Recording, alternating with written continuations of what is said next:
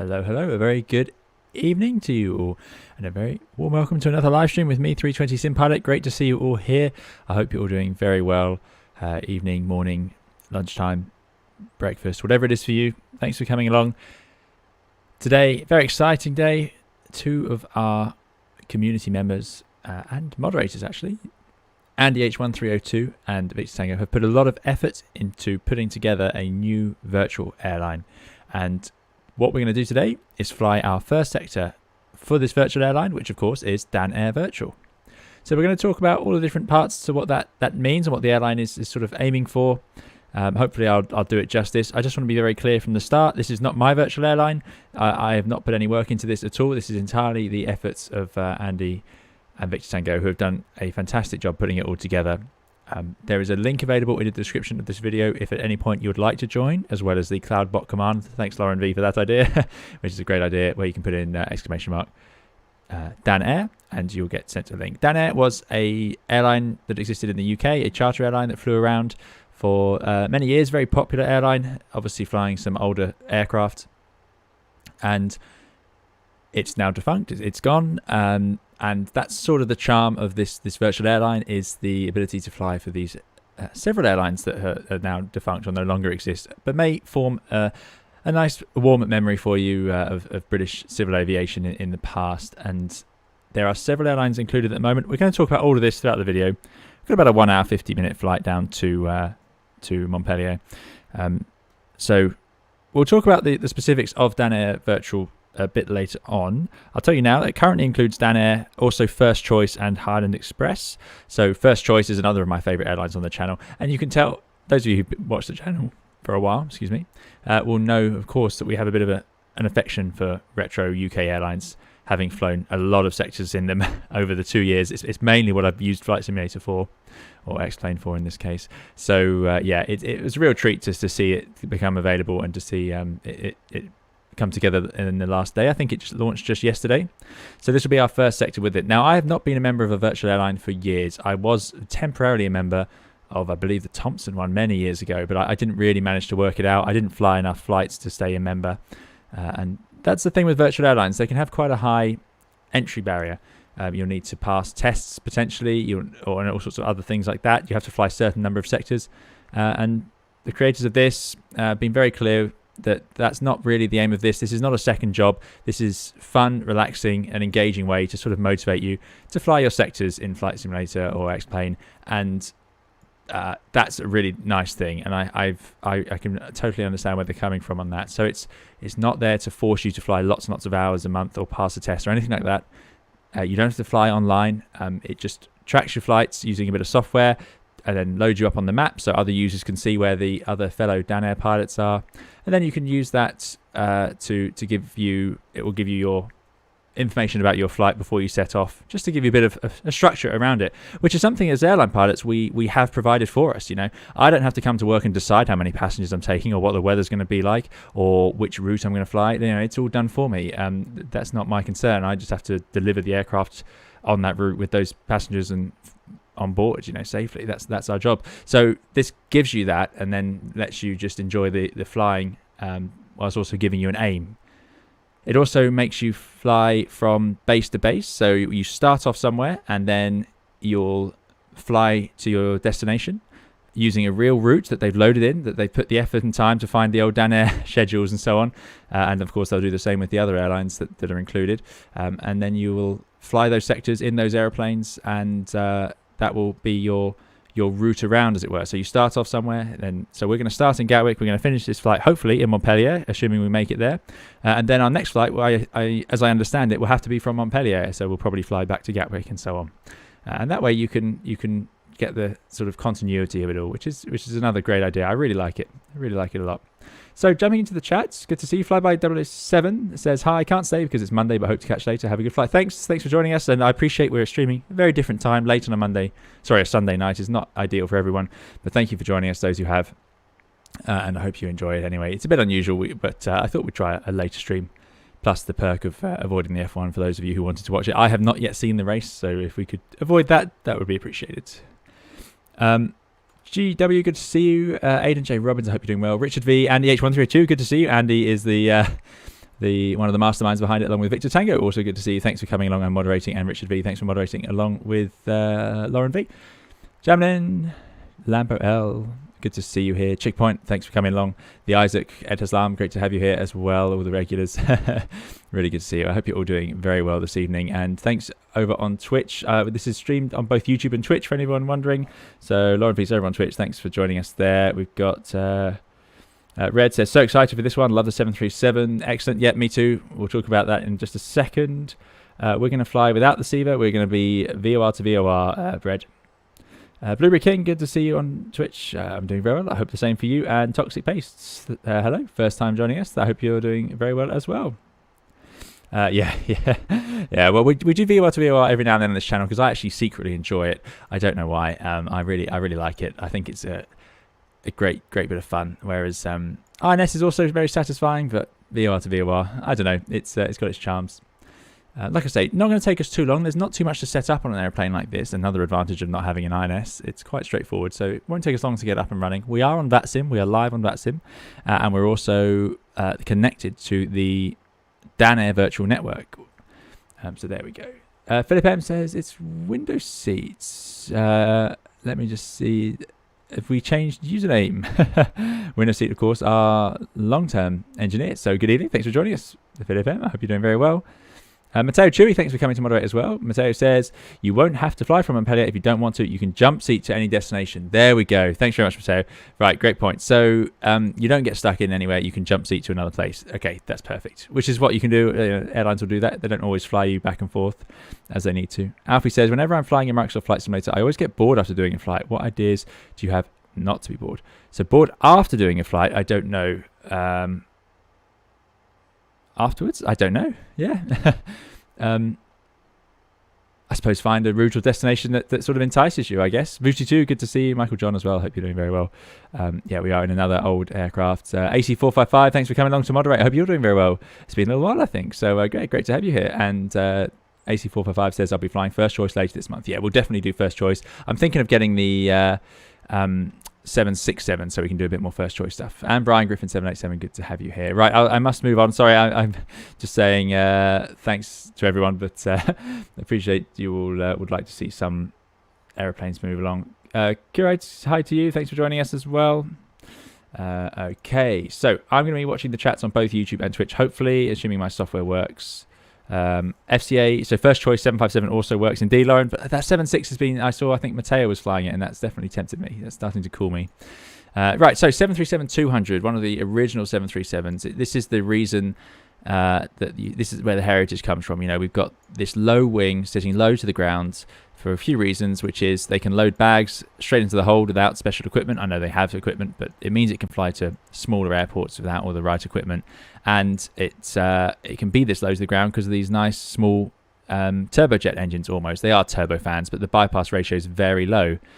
Makes them very noisy, and also when they had to modify the design later on in life to turn it into the 737-800 and then the MAX, the wings were too low to the ground and they've had real trouble. And as we've seen, that led to the introduction of the MCAS system in the MAX version because of the unpleasant characteristics at high angle of attack. So this is where it all started, and this is why it looks like it does. And of course the fuselage from a 707. I really like the 737-200. It's one of the first toy aeroplanes I had as a child. I had a big metal, I think it was a British Airways one, with these great looking engines on it. So we're going to have great fun flying this today, and we'll be flying VOR to VOR. This is, of course, if any of you are wondering, X-Plane 11 and the Fly JSIM 737-200. But just before we do that, hopefully I can get this to work. Let me just check. Just checking that I'm not going to embarrass myself. I think this all works. So what I'm going to do, so I've created an account with Air Virtual. You sign up, you give it your VATSIM ID, and then through the software, which is run through, somebody can tell me, I think it's called what's it called? VAMSys. So Virtual Airline Manager, is that, I guess? Anyway, through that, you sign up, you can see what other pilots are doing, you can see the maps, you can book a flight, so you can book your own flight, and you can book your flight by telling it the route you want to fly, and then it will automatically or manually, you can choose, generate the route. So you don't have to generate the route yourself. You can connect your SimBrief username to it, and then it will just produce its own weights. It give you the flight level from SimBrief, or you can tell it the route you want, as I did today. I needed specific route VOR to VOR, so I told it I want this route. Typed it in, and then said send to SimBrief. It sent it to SimBrief, and then through that you can just download the plan. You can click send to VATSIM, and it just files your flight plan on VATSIM, all done for you. It's so good. I was so impressed at how good this software and virtual airline integration is now. It's so different to when I last did it. So really easy software, so much better than I thought. And then the great bit is you can log into your dashboard and see all the other pilots online and where they're flying. So there's 1, 2, 3, 4, 5, 6, 7 of us now. 4 of us are on VATSIM, and I think most of us are in Gatwick, ready to fly to Montpellier. Excellent. So it's great. It's a great bit of fun. Adds a bit of community to it, as well as giving you an objective. And there's even a really great map which you can see. So what I'm going to do now is, hopefully this will work, I'm going to try and show you that software. So you guys let me know if that is working. That looks okay. So here we go. This is the flight that I filed. So there's the web page, and then there's also this where you load in your information, and you log in, and then you can see your booking, which is your flight, which I've got here. This is separate from the website, but once you filed it through the website, you can then see it all here, and this little software runs on the side, and this is what you use for it to track you. So you need this running so that it can log you. You don't have to be on VATSIM though. You can just fly in your own simulator. You don't need to be on VATSIM at all. But there we go. So Gatwick to Montpellier, and it's got the information. You've got your stand, because I told it I was going to start in 552. Otherwise, it can assign a stand itself. We're going to fly for about 1 hour 50, 31,000 feet with 96 passengers, 2 tons of cargo. There we go. And it's got the aircraft and the registration and so on. If we go to map, now this isn't quite working for me on this app, but it does work on the web page, where you can see where the other pilots are flying around, which is just really, really cool. OFP also isn't working for me at the moment, but this is the ACARS. So OFP does work in the website, where you can just download the SimBrief PDF and just load it into your sim like you would normally. So this is the software, really great, and it's good fun, especially the map page, where you can see other pilots and what they're up to. So there we go. I am Dan0005, so very proud to have such an early number. Great. So let me get rid of that. We'll carry on. Did that work? Yes, it did work. Okay. I just suddenly thought my voice hadn't been playing through all of that, which wouldn't have surprised me. So just continuing in the chat. Chris Lewis says Manchester United won the F1 today with a hole-in-one on the second over. Checkmate. Excellent. Excellent. Right. If the pre-boarding announcements were this long in Dan Air, I can understand why they went broke. Don't worry. We've got a 9:30 UK summertime off blocks time, and I think we'll be pretty close to that. And I don't know if I'll get punished by the virtual airline, because I did tell it that. And he says the 767 routes are all over 8 hours. You might be better off streaming 757. There you go. Good to know. So it does give you routes based on the aeroplane you have. So for Dan Air, our options include the BAE 146 in X-Plane, of course, and soon coming to Microsoft Flight Simulator, as we saw the Just Flight stream just the other day. This is one of the few times, I think one of the only times I've streamed one airline consecutively.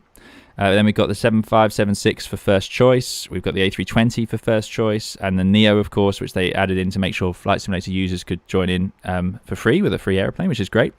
737, 200 and 300 for Dan Air. You've got the A300, 727 as well. I think 727 is Dan Air, A300 is Highlands. And then soon A310 and 747, 200 coming for Orion. So lots of stuff coming, and yeah, I'm sure we'll see some more routes added. But it's hard work for Andy and Victor Tango, of course, who have to load in all the correct routes. So we'll have to have patience with them. This is a work in progress, but they've done a really great job. It's great. I'm so impressed. So Pavel, good to see you. Thanks for joining us as well. Good. Alfie Don, my evening is going well. I hope it's going well for you. Swadnash says, am I right in saying if I only really use the A320X, I'll only be able to fly my 5 first choice? Yeah, so A320X will mean you'll be flying first choice routes, exactly. Vamsis, no, it's free. It's all free. Everything's free that I've done so far. Yeah, just have to register. Good. Lauren V is positioning Andy to allow Air 2 Bob tapestry livery for FCA routes. See, that would be great. Yeah, you do have to use the correct livery. I think it does look at the livery to make sure it's the right one. Yeah, well, I will be patiently waiting to get tapestry flying around, even if I have to write first choice on the front of it. Okay. Richard Dudley, for now, I don't think the DC-7s or 6s are in there. No, so it's obviously limited to the airplanes that we have, but the DC-6, well, there you go. So this is something that will, I'm sure, play out over time as they Andy and Victor Tango work on it. But yeah, imagine DC-6. There you go. But I don't want to flood them with requests at this stage. You know, this is just launched, so we'll settle in and get some flights under our belts, and then we'll start hassling them for for other things. Plan is to allow DC-6 to Lauren B. There you go, excellent. Livery. This livery is from the FlyJSim website, I believe. Yeah. So FlyJSim 737-200, one of my all-time favorite add-ons. It's just lovely, and we haven't flown it for a long time, which is an absolute crime. So here we go. Let us load up. So first of all, we can go to, no, we don't need performance. We need weight and balance. And as you saw earlier on our system software, if I click on our booking, and let me just bring that up for you again. There we go. You can see that we have 8:30 UTC, that is departure time from Gatwick on 552, which is in 14 minutes, getting tight now. 1 hour 48, 31,000 feet, 96 passengers with 2 tons of cargo. So let's load that in. Now, I do have a weird bug where when I show you that window, I can't see my mouse on my screen, so I don't know why. So 96 passengers. Let's see if I can do that. I don't remember how to use this software. Where's the passengers?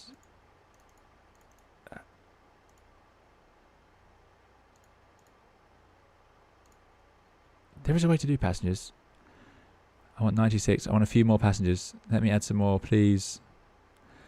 Cargo, I want 2 tons. Can I just scroll on it? No. Does anyone know? So that's about 2 tons of cargo. I think we got too much fuel on board. Oh, we're over max landing at the moment, but that's okay. We would expect to be at this point in the flight. Click on the picture. Aha, right. Let's take some more first class. I think our config is slightly different. Try and load them in the back, a bit more efficient. Oh, we're going to be very full. See, I was looking at the fuel figures for this airplane, and it takes quite a bit of fuel. Oh, busy flight. As you'd expect, really. Charter flight from Gatwick, why not? We're going on holiday. Yeah, so we're at 47,627 tons right now, I believe. And we're going to land at 44 tons. Assuming a zero fuel at 42. We want to land, yeah, we've got 9 tons of fuel. And to check that, of course, we can just go to our flight plan. 9.5 tons we need. So I actually need to increase the fuel. So we're going to be getting tight on that landing weight. I've taken 2 tons of extra fuel in that 9 tons. So that should be all right, actually. So yeah, that's because I'm just want enough fuel for a go around. So fuel, we're going to go. Now, this is unusual to me. Does anyone know why does it load up the center tank with fuel even when... Is this how the real aircraft does it? Oh, that's too much. Usually center tanks are left empty in a lot of airplanes, but I don't know about 737. So we're going with block fuel of 9.5. There we go. So fuel is loaded. Passengers are loaded. We've got 98 passengers. We've got slightly light on the cargo. We've left behind some bags. That's fine. Thanks very much, everyone, for your help with that. That took me, surprisingly long to figure out. AC455, indeed. So the VA gave me this information that you see here. So it told us the passenger numbers. Oh, 96 and the cargo. It's good. We can get rid of 2. We'll get rid of 2 cheaper passengers. There we go. Trip distance is not actually that long. We're only going 500 miles, sadly. I don't know where this gets its route information from, actually. But anyway, there we go. Right, so that's all done. Close that. And that's, again, the nice part is that these things are done for us. So then we're going to jump to the flight deck. It's about that time. Let's get underway. So we have a checklist. 4-star checklist. Right, I don't think we need to spend too long going through the checklist ourselves, because this is a surprisingly simple airplane once you get your head around the 737. So what I'm going to forget something now. But anyway, let's go through it in order. Battery goes on. APU or ground power on. I can hear the ground power. I hope you guys can hear it. Let me just turn up the desktop audio, because I've been told off. I've been having the aeroplane sounds too quiet for too long, so we're going to try and fix that today again. So yeah, battery goes on. APU or ground power. Where's ground power? It would be here, but it's not available. To get that, we go to aeroplane. No. GPU cart. Oh, that's too noisy. I'm not sitting there with that. We're turning on the APU. So APU on, we need to turn on the, I think it's the left, one of the left fuel pumps needs to be on, so do that, and then we'll start the APU. While that is spooling up, let's turn on some lights so that you can see everything. I think they won't come on until the batteries are on, actually, and then it'll get brighter. Yeah, the lights are mostly switched on anyway.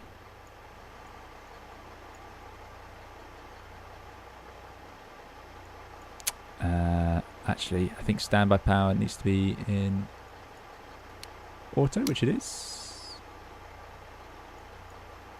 Ground power off. Fuel pumps are on.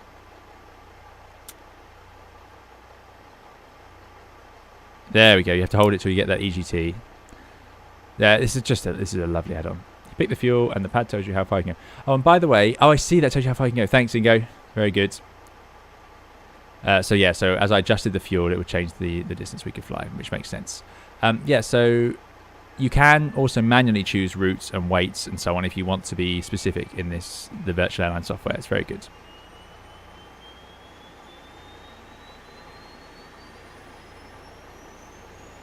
There we go.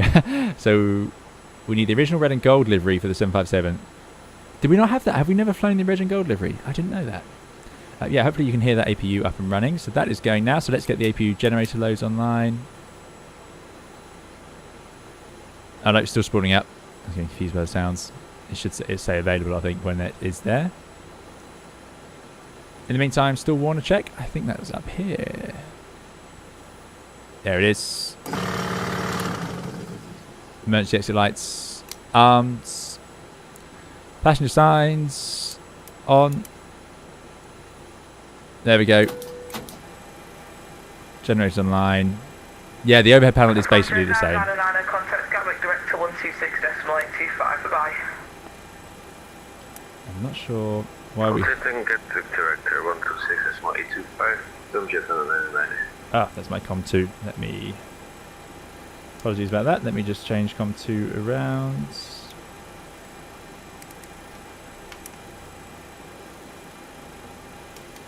Good. Right. Yeah. So want to check with down. Emergency lights on. Passenger signs on.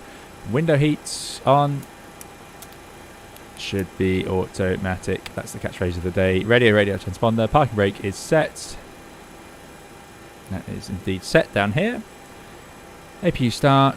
Close this switches, and next will be engine start. Yeah, it's pretty straightforward. I do like it. It's a nice plane to stream, I must confess. So this is all set. All the warners are in and so on. Same up here. There's no IRSs to align. There's just a yaw damper. So we're going to turn the yaw damper on. Compass is going to be slaved. So we want it to update itself. VHF nav all normal. Fuel pumps are all off for now. Lights are off. APU is on. Generators, we've got the APU generator running. Ground power is not available. IDGs are off. No surprise there. And this is just to show us up here. We can look at what generators are using and their voltage. I do like these sorts of displays. It's great to see they work. It's a testament to the systems running in the background of these add-ons. Ingo says, a VA that doesn't require a regular schedule with beautiful retro planes sounds very good. Exactly. I think that's what they're going for, and they've certainly achieved it. It's absolutely lovely to be able to just, enjoy it. Right. Altitude stuff, so we're going to 31,000 feet for the cruise. Landing at about 100 feet, it's basically sea level. Cabin altitude, I suppose 6,000 with a normal rate. And we'll make sure that is in auto mode. Very, very important. It is indeed. In the meantime, we'll turn on the logo lights. Position lights are going to be on. Good. And as we head up here, bleed air. Let's put on the APU bleeds and some packs. We'll have to turn those on.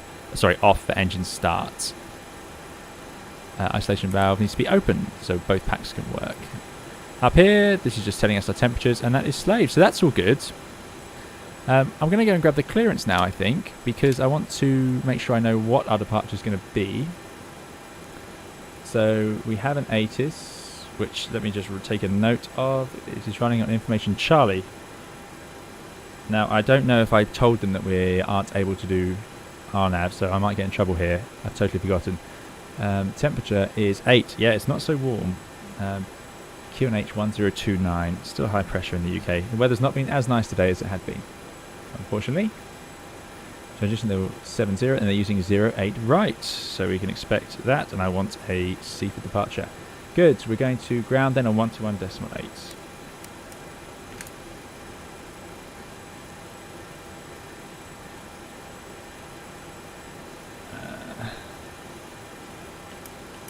Cool. Yeah, indeed. If you have to tell it where you want to start, and I told it that I wanted to start in Gatwick, so then I only got the Gatwick routes. But for example, checkpoint, if you put yourself into Amsterdam, then you can potentially jump seat to another airport if you wanted to, as I understand it. Yep, indeed, they have type ratings all the same on the 737 family, which is part of the reason why this flight deck was kept as old as it is. I think we're on the right frequency. Let me just check. Yeah, I think we have volume. So if I look down here, where's the audio? Yeah, that's on. It's got volume. Okay, let's see if I can get this right. We are going to be down Air 111. Gatwick, good evening. Down Air 111 on stand 552, Boeing 737-200 with information Charlie QNH 1029. Request clearance to Montpellier, and we are unable RNAV.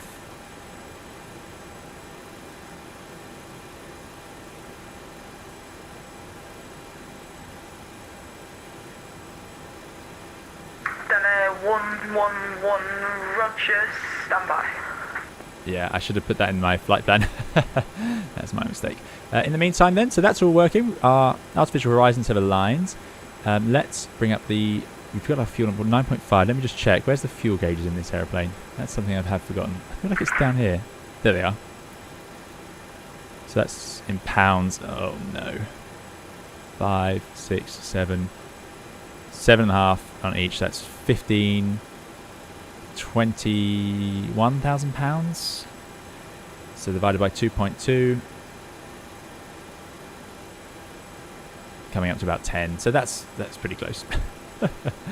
Oh dear. We've got enough oil, which is good.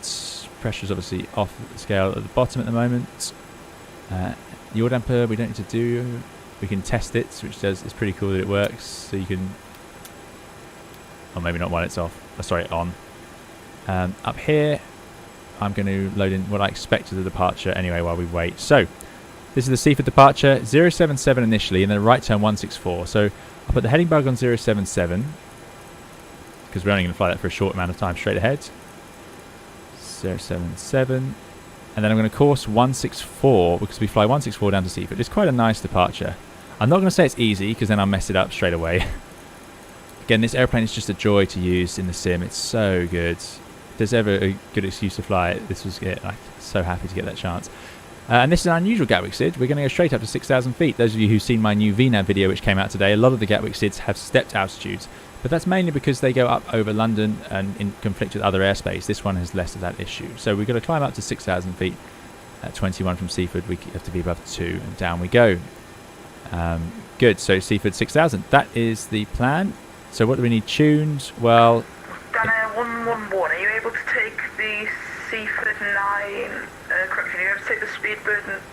Sorry, can't get my words out. I'll take the Seaford 9 Papa departure. AFM, Seaford 9 Papa was what we were hoping for. Thanks, Dana 111. 111 Roger, clear to Montpellier by the Seaford 9 Papa departure, runway 08 right, squawk 7666.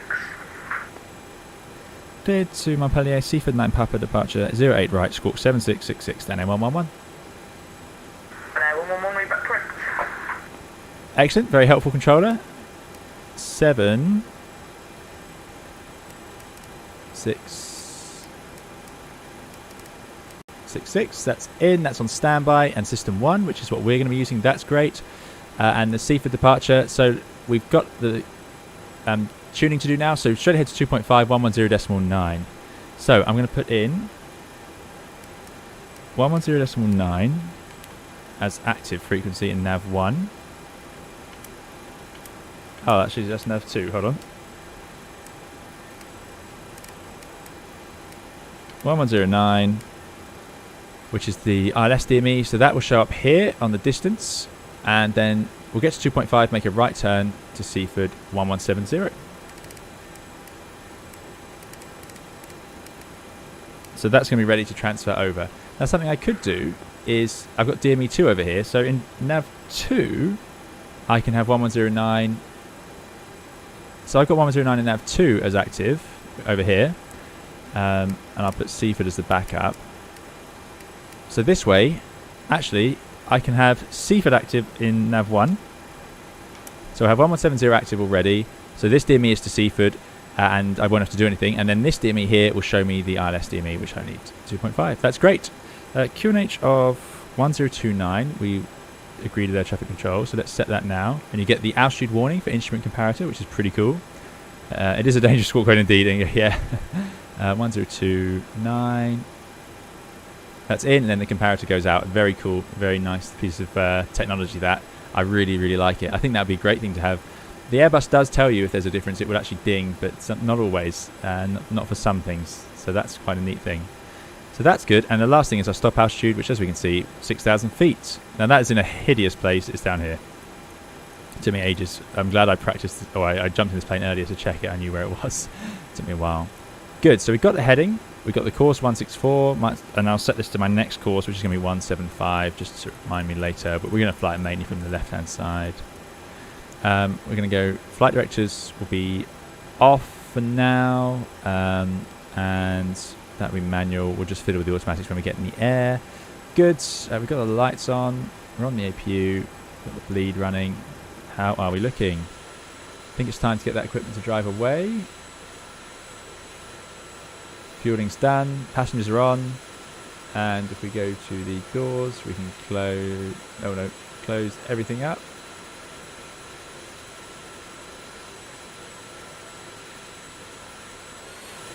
Great stuff. Right, how are we still connected? We are. Okay, we need to get going. We're now 2 minutes late. Oh no, disaster. FS with Louis says, such a great aircraft, I really have to learn how to fly. It's really, yeah, it's great. It is really great.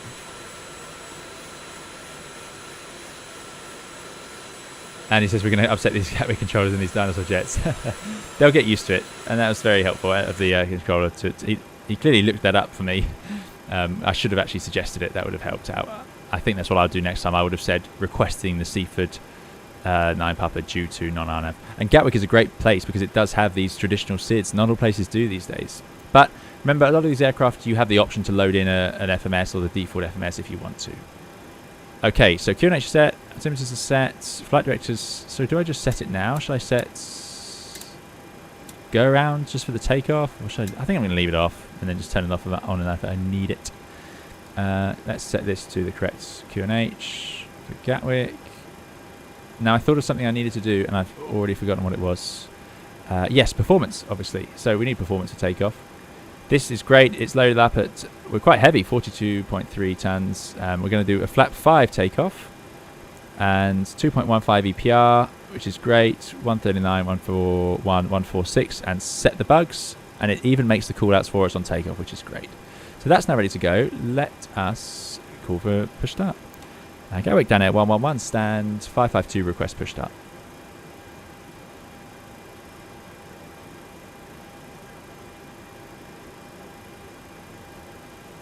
And he says, I never use the flight directors on this or the 727. Ah, okay, fair enough. Yeah, no, they're not particularly useful. No toga mode, so flight director on after takeoff, says Dave. Okay, yep, makes sense. Ingo says, FMS in a 732, blasphemy. Yeah, agreed. 2 minutes, typical commercial flight then, says 84.5. Indeed. Harry Whittle, good evening to you. Thanks for joining us. Hope you're doing well. Yeah, it does indeed have an autopilot at Arjan. Yeah, it's a confusing system where you have to engage the vertical and lateral modes separately. Have I changed frequency by accident? Wouldn't surprise me. Oh, no, they've gone offline. 126825. 126825. Gatwick, good evening. Dano 111, stand 552, request push and start. I'm going to turn the fuel pumps on now. We're going to leave the electric hydraulics off. 111, I was about to take switch over to ground, but it appears to have disappeared. Stand 552, push and start is approved. Face west. Off taxi. Yeah, we were trying for a few minutes there. Push start approved, facing west, Wilco, Dano 111. Good, so that's going to be anti-collision on. Transponder to... I'm going to put it to out on. Those are definitely idle. Okay, so beacon is on. Galley power needs to go off. How's the audio for everyone? Oscar Papa, Roger, turn right on to 08. Bernie Power, good to see you. I hope you're doing very well. The electric hydraulic needs to be on push for the system brake. I thought we didn't turn it on because if we did, we were at risk of the nozzle steering coming on. And I have a funny feeling we turned off the engines as well. Interesting. I need to do some research.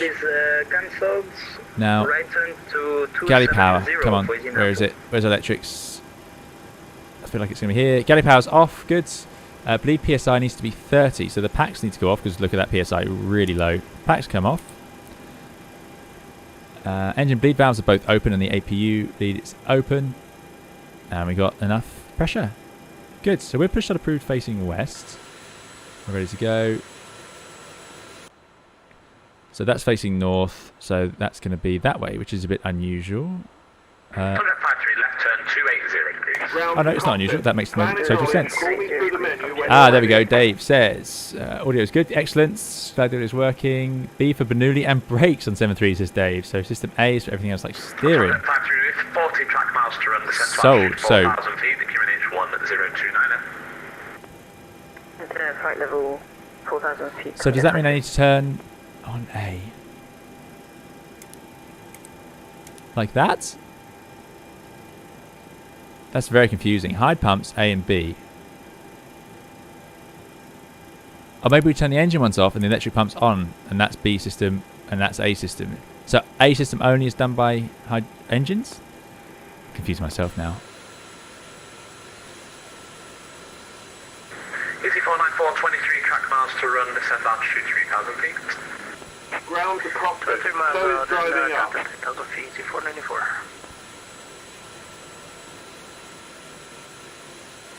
Okay, ready to go. Easy 4994, right turn 280. This will get you in big trouble in Gatwick if you weren't actually ready.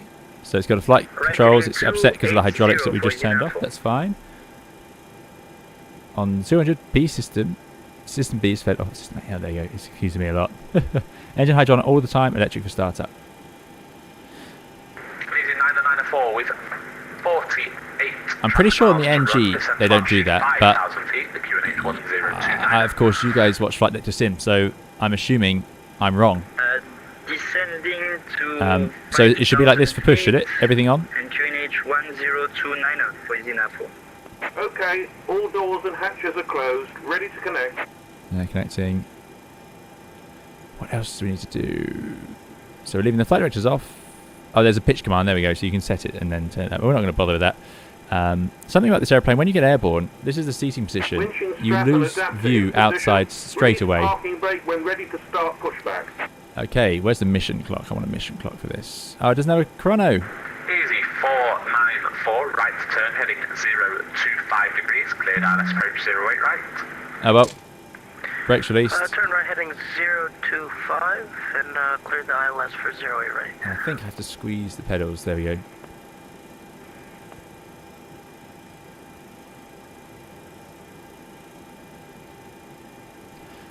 Lauren B says hydraulic pumps depend on the operator. American Airlines has all off. Southwest, I think it's A's and B's off. Yeah, okay.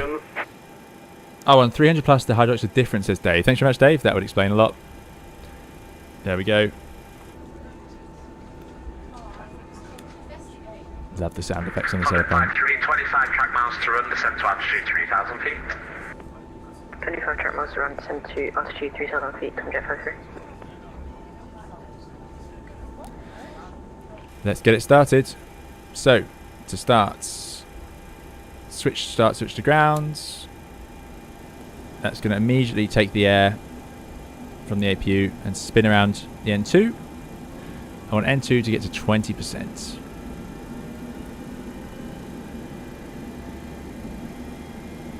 GW, sorry, that was your last chance to get off. There's 20%, fuel on. Looking for fuel flow, then an exhaust temperature light up, and one accelerating.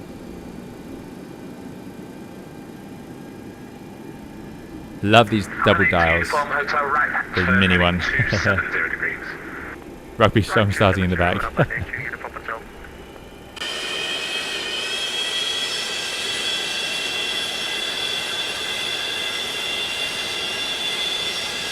This is just such a good visual model. Look at the little extra details in the 3D part.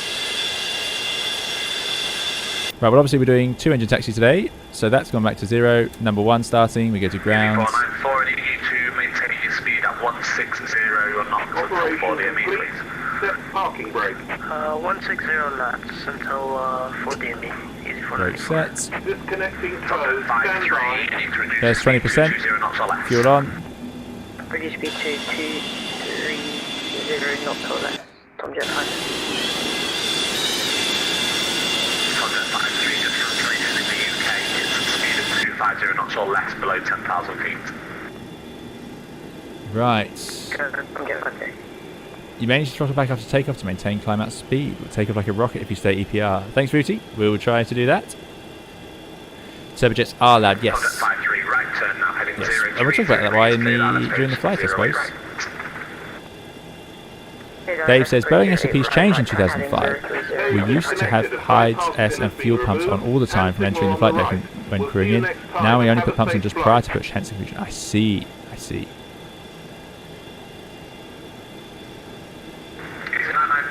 Right.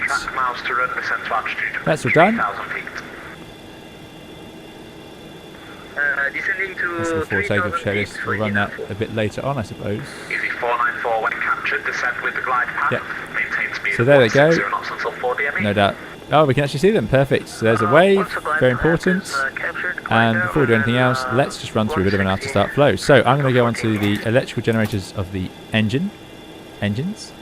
APU is therefore not required. I'm going to turn off the APU bleed, and I'm going to turn on the packs for now. We're going to close or put the isolation valve into auto. 111, ground has come back online. When you're ready for taxi, contact them 121 base. Late. Speak to you soon.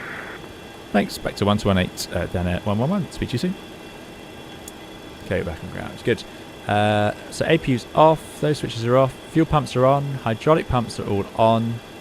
We don't need any engine anti-ice. It's nice weather down here now. Lights are set. Pressurization set and auto. And the gasper fan can go on, I assume. I don't really know what gasper fan is. Good, and the windshield heats are on. And we'll turn on the pitot heats. That's the last of the orange lights. Hard to spot the orange lights on this overhead, though. We've set up this. So now it's time for some more flight control sort of things. We have a trim position, step trim 3.91, so that's a forward trim position. That's somewhere there, and we want flaps to go to 5. Good. I think that's us ready to go. Go to ground, Dan Air 111, request taxi.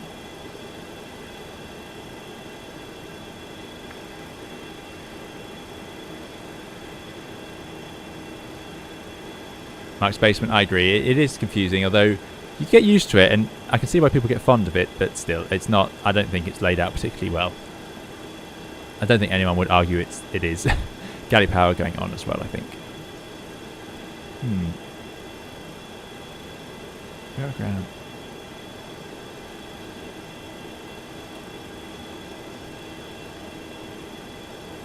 And ground then, Air 111. What's going on here? What have I done wrong? 118 on. Ah, I see. He's had 2 on at the same time. Okay. Gatwick ground, then Air 111, request taxi.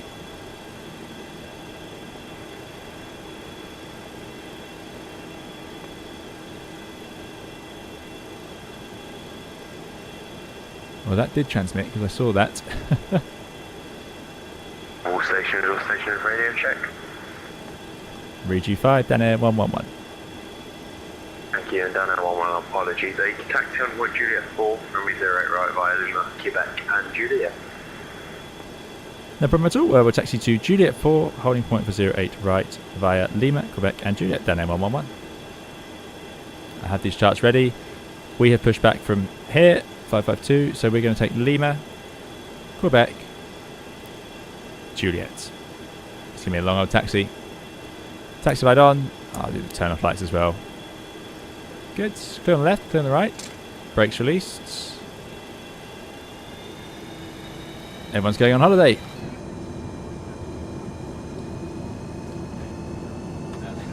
Oh, it's heavy. Heavy, heavy, heavy.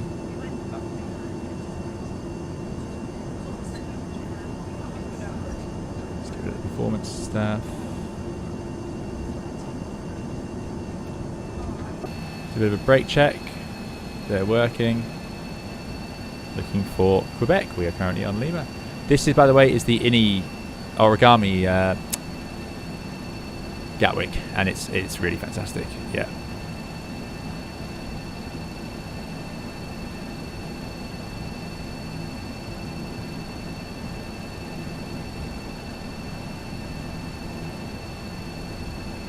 Mike Spaceman says, compare it with the panel on the 777 748.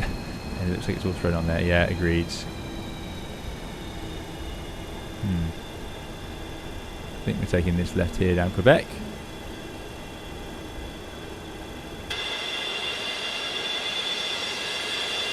Down Air taking to the skies once again.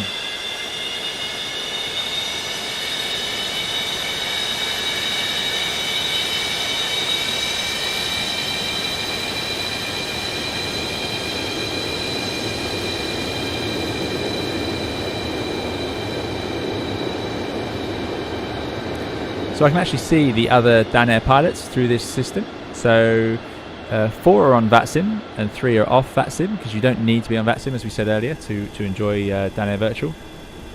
But most, I think, are already in the air. We're the only ones taxiing to runway. Everybody else made it way ahead of us. So, yeah, the other Montpellier flight is already in the climb. And they've gone in the 737-200 as well. Yeah, it's great. Great fun.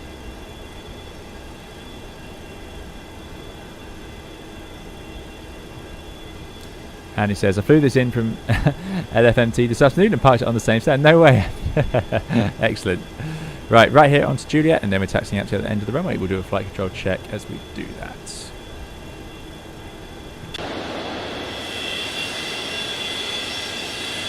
Now that's a bit fast. Taking the racing line, as it were, of this corner.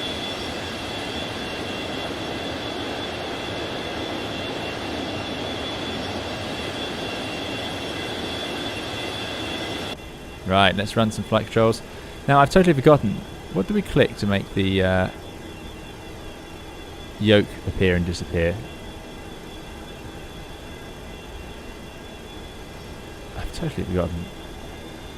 So we'll do it from this view. Full left.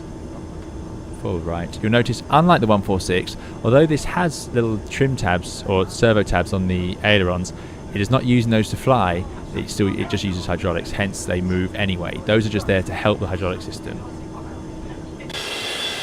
The old elevator. I'm currently using my pedals for nose wheel steering as well. I usually have the tiller assigned to my joystick. Gatwick director now 126 is 125. We'll go fly the line. 12685, Dan Air 111. Thanks for your help, mate. Yeah, the reason is my twist axis has become very unreliable. 713 firm flight level 150.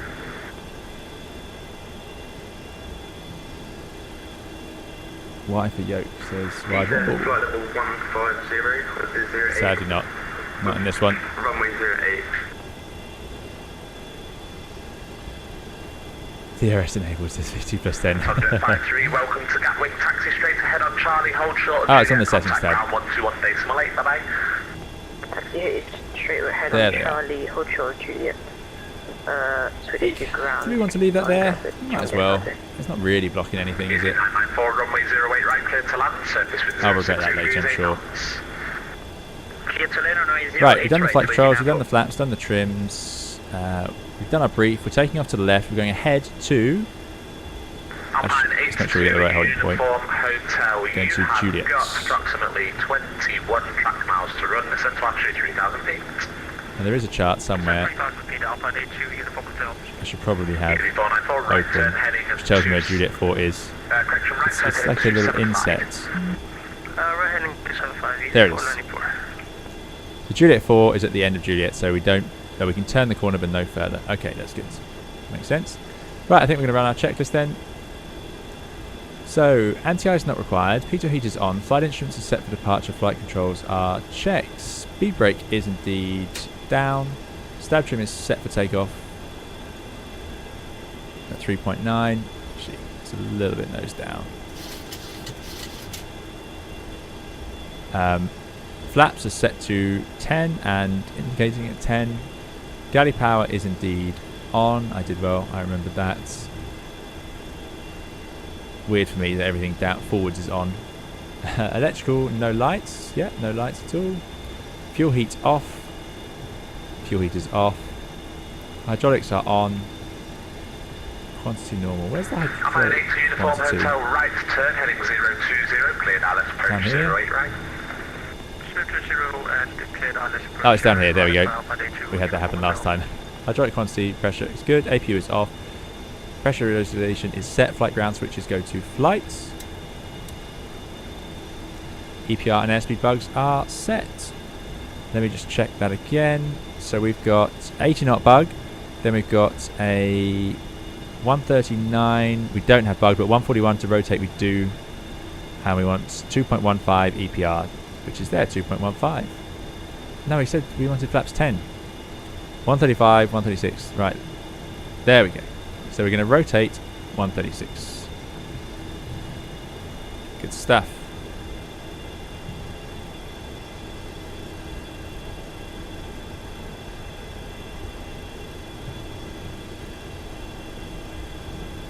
So we're going to pass Juliet 5 shortly.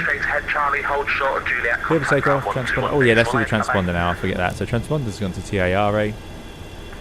Landing lights to come on as going to the runway, and then it's after takeoff.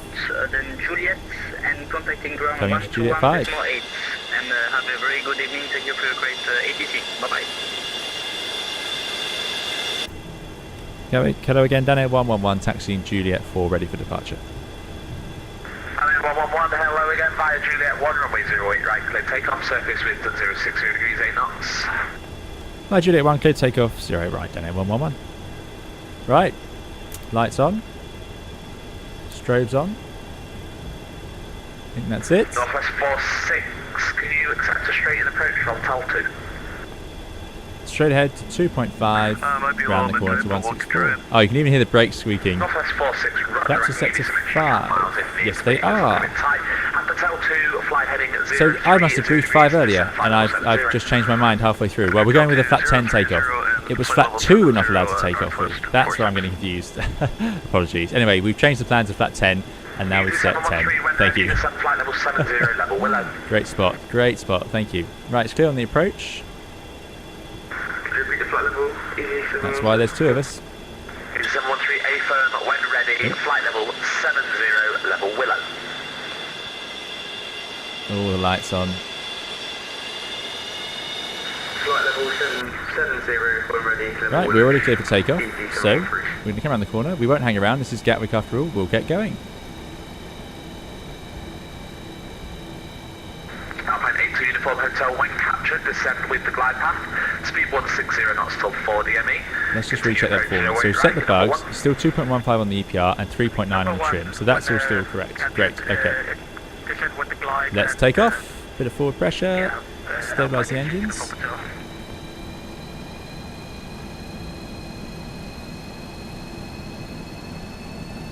I would treat these engines with a little bit of care. I don't trust them to be quite as reliable as FADEC controlled ones. Right, setting thrust. Fantastic sounds. 2.15-ish, there's thrust set. Airspeed's alive. Northwest 460. 80 knots, stick to neutral. Give me a few extra miles for descending. Left 010, Northwest 46. Easy 494, right turn heading 020, clear ILS 08 right. Turn heading 020. And rotate. ILS 08 right. East 494. Going to go up to 15 degrees. It doesn't really do much more than 15, but oh, actually no, it does. And positive climb, gear up. Northwest 46, you've got about 20 traffic miles to run, descend to altitude 5,000 feet, if you're in H1029. There she goes. 5,000 feet and Screaming noise. Awesome. Right, we're 1 mile out, climbing up to 6,000 feet, so we've got a bit of room on the height. This is all going to happen very quickly. 111, reporting passing altitude. Passing 1,600 feet, down there 111. 111, roger, thank you, route direct Seaford, climb flight level, I've lost my piece of paper, climb flight level 170. Direct Seaford, climb flight level 170, down there 111. Okay, lowering the nose, we're going to make a right turn towards Seaford. I've got the needles there on the left because it's already tuned in nav 1, so that has helped us. We're pretty much following the SID anyway. Acceleration now, let's go flaps in a stage. Bring the thrust back a little bit for climb thrust. 422 Golf Cabin Director, very good evening to you. Temporary 2 Golf arrival for 08 right. Information Delta's current. Don't want to descend though. Flight level 140. We're limited to 250 knots as well. So this is all going to happen so quickly. Temporary 2 Golf arrival, wind ready descent, 140 by Atom, runway 42 Golf. Let's bring those flaps in. Possibly did that a bit early. I'm not sure what the minimum clean speed was actually. Northwest 46 on present heading, cleared ILS 08 right, report established. 156, 170, 190 for up. No, we're fine. That's good. I should have taken more of a note of that. Right, there's Seafords. So 210 knots we're trimmed for at this thrust. That's working out okay. Don't want to slow down anymore. So let's get to 250. We are pointing at Seaford, but I'm just going to change the course to be exactly on it. There we go. Right. Flaps are up. Gear is up. We're trimmed for 215. We need to set standard now, which we have to do ourselves. And we're going up to 170.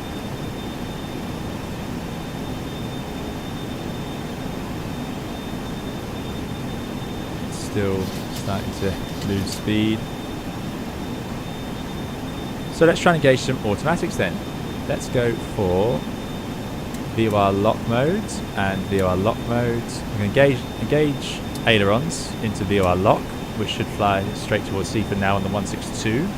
And then I'm going to engage, I'm going to let it accelerate a bit and then I'll engage IAS mode.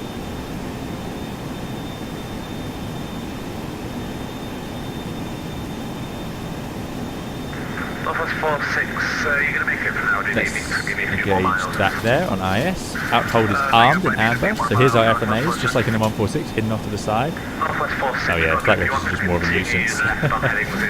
Good. So we're going straight towards Seaford, and we are climbing up to flight level 170. 494, continue approach 08 right, number 1, contact tower on 124 days, 1225, bye-bye. Right, one more altimeter to set, hence this warning light. 1013. 422, Direct timber and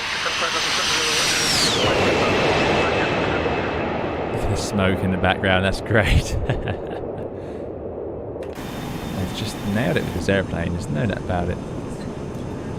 Good. Right. Well, we can definitely get rid of taxi and turn off lights. Northwest 46, further left turn now 280. I'm doing 250 knots. 280 degrees. If I change this bug, does that change anything?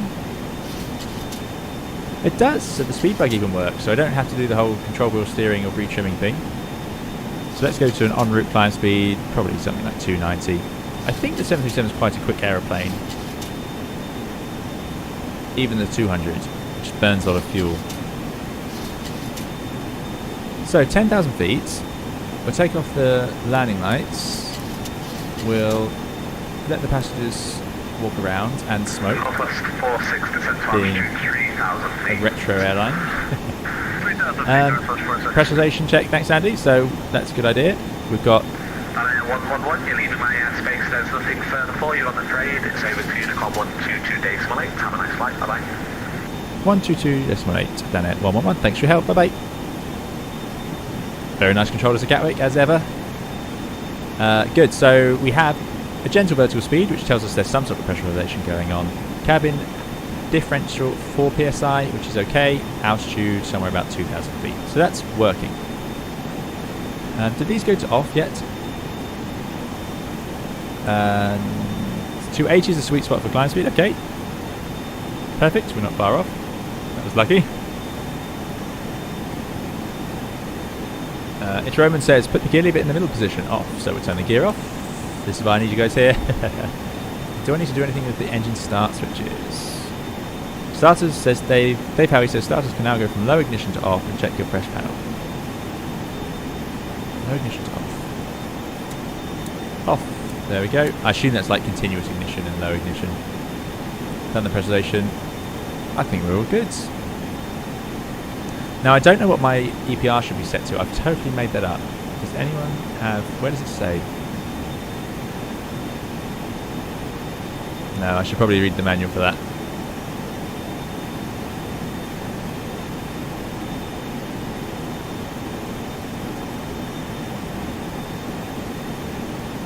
Start switches off to Zandy. Excellent, thank you.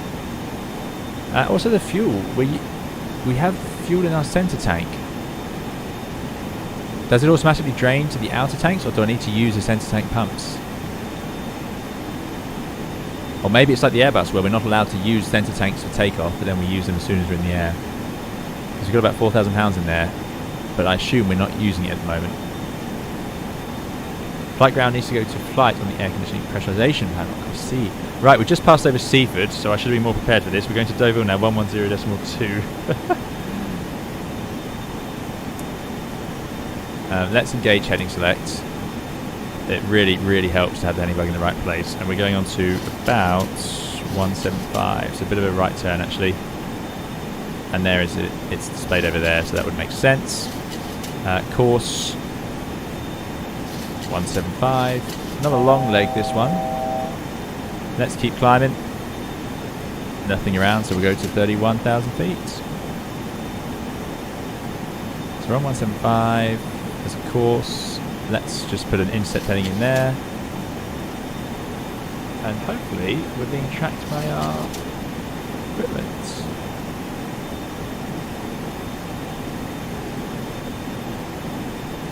We are indeed. It sees our heading, it sees our ground speeds. Flap set to position 4 it says. Oh no. So yeah, it's not convinced about our flaps. God, it records everything. It's recorded when we raise the gear, when we set the flap. Oh dear, I'm going to have a hard time smoothing over my mistakes. I have to not show you guys that screen. Thanks Georges, thanks for coming along. Right, now I'm going to go to Warlock, and it should intercept the 175, which is the plan. It says 162 miles, but this leg is 87 miles, so I'm a bit concerned. Over 1102 is not tuned correctly.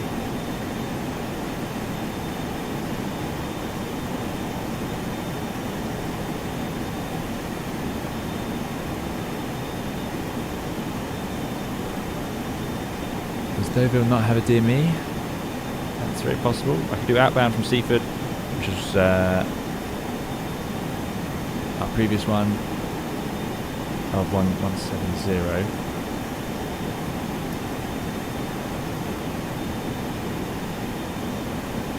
So we're flying away from that, 13 miles away, course 175. So maybe we'll stick on that, we'll swap over in a minute. Lauren V says, we did this last down air flight, no DME at Deauville. Yeah, that's my mistake. Luckily, Seaford will easily cover us to 87 miles, so we're going to use Seaford to basically head to Deauville. Then once we reach Deauville, we'll head outbound from there on the 164. I do apologise, that's embarrassing. Can I use the excuse it's 10 o'clock at night in the UK? And really it's 11 o'clock, because of course the clock's changed. Is that right? Or is it the other way around? No, it's earlier, so I don't have that excuse. Good. Don't worry about the Pegasus plugin. You're on the map. We can see you. Excellent, Andy. That's great. So I'm showing up on the map. Right, ground to flight. Does this have to go to flight then? That would make a lot of sense. Why on earth does that switch exist?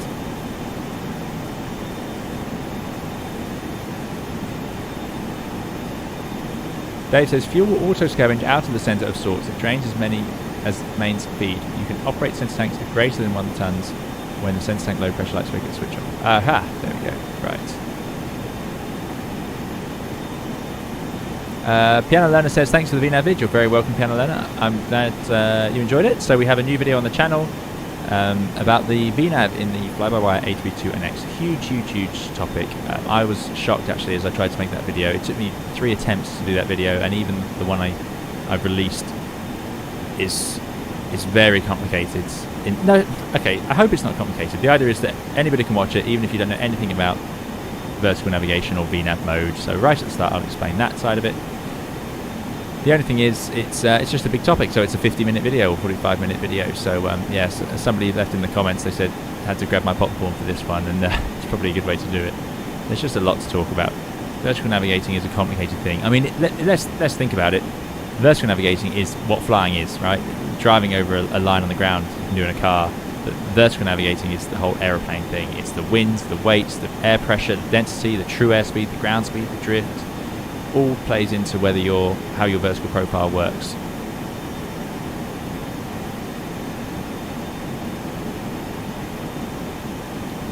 Flying Fox says 737-200 gives me some American-made vibes. It does indeed. It's interesting that it's grey as well. It's a grey flight deck, and then they kept the 737s 800s grey, but as soon as they built the plane after this, and the 747-200 was grey, and then they made the 5 and 6-7 brown, 777 brown, 747-400 brown, and then went back to grey again. It's becoming a very rare thing, a brown flight deck, even though it was so, growing up it's all I ever saw, but now it's unusual. Right, I think I'm going to check this one.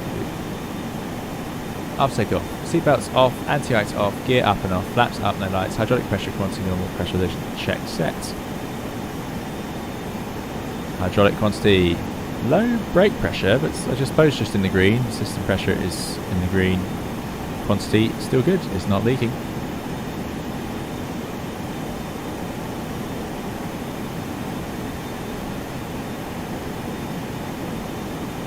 Ace says, great that Dan Air flies again. My first ever flight was Newcastle to La Palma, I think it is, in a Dan Air Comet, early 70s, when short Chazzy discovered that I got terrible earache on descent. Fortunately, didn't discourage me. Excellent, Ace Airstream. Thanks for coming along. Thanks for that little story. I like it. I like it a lot. And yeah, that's why Dan Air's here, and Andy and Victor Tango put the effort in to put it all together, and they've done a great job.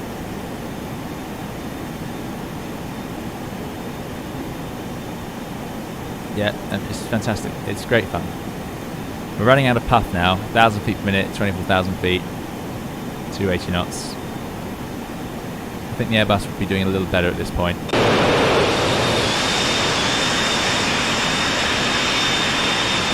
Oh, there we go. Climb on 92%. That's up by 200 knots. Flight 100, 280 knots. 290 knots. Hold Mach 74. So, N2. See, this is why this is just a great add-on. I didn't have to go searching for this. I didn't have to read the whole FCOM. I just had to hover over here, find the checklist, and they just put in the actual information you really need. Really nice thinking. Yeah, okay, we're not far off 92%. We've got a tiny bit too much thrust on, but I don't want to shortchange us. What's the fuel flow? That is 3.5 pounds an hour.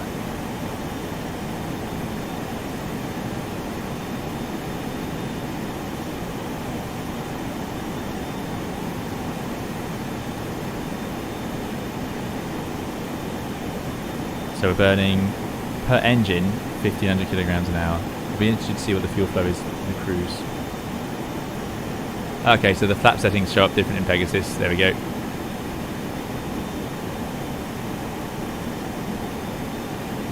The flight ground switch forces open outflow cakes from ground. Mass airflow will pressurise you until we hit 20,000.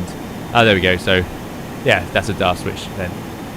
Airbus knows it's on the ground, and when it's on the ground, it will open the outflow valve for you.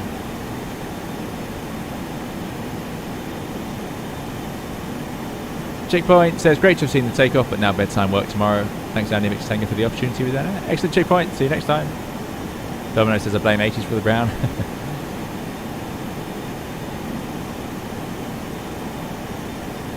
Bucci2 says, when you look at the size of those little jet engines compared with the thrust from the 319-20 it's not doing too badly. No, that's true. That is very true.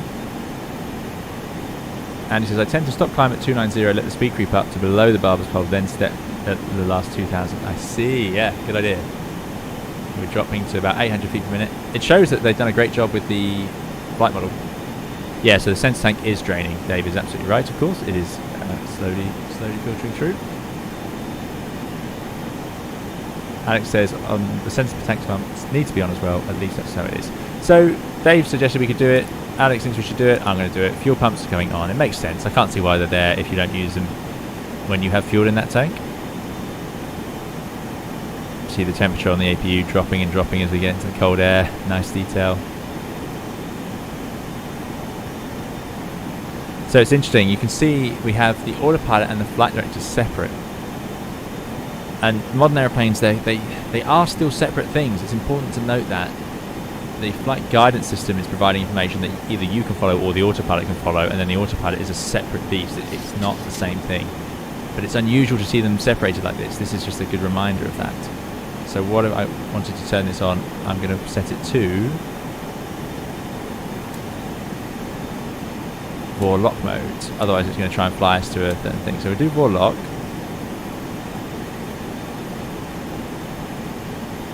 But how to give it the right vertical mode, I don't know. I assume it's just the pitch commands, which is pretty useless. It does have an outhold mode.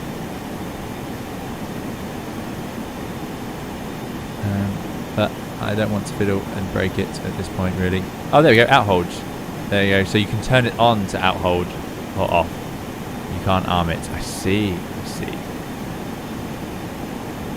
When the sensor tank pump low lights flicker, off they go. Yep, cool. We'll wait for that to go. So now we should drain the sensor tank a little bit quicker. 600 feet per minute. We've got 3,000 feet to go. Hopefully we'll make this.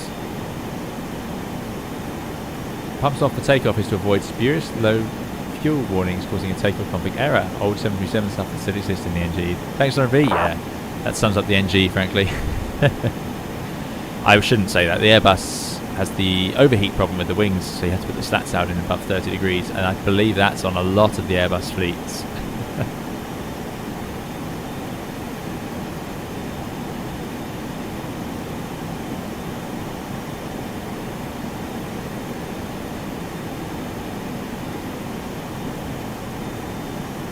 Victor Tango says, does the autopilot feed data to the flight director in order to give you pitch and roll information?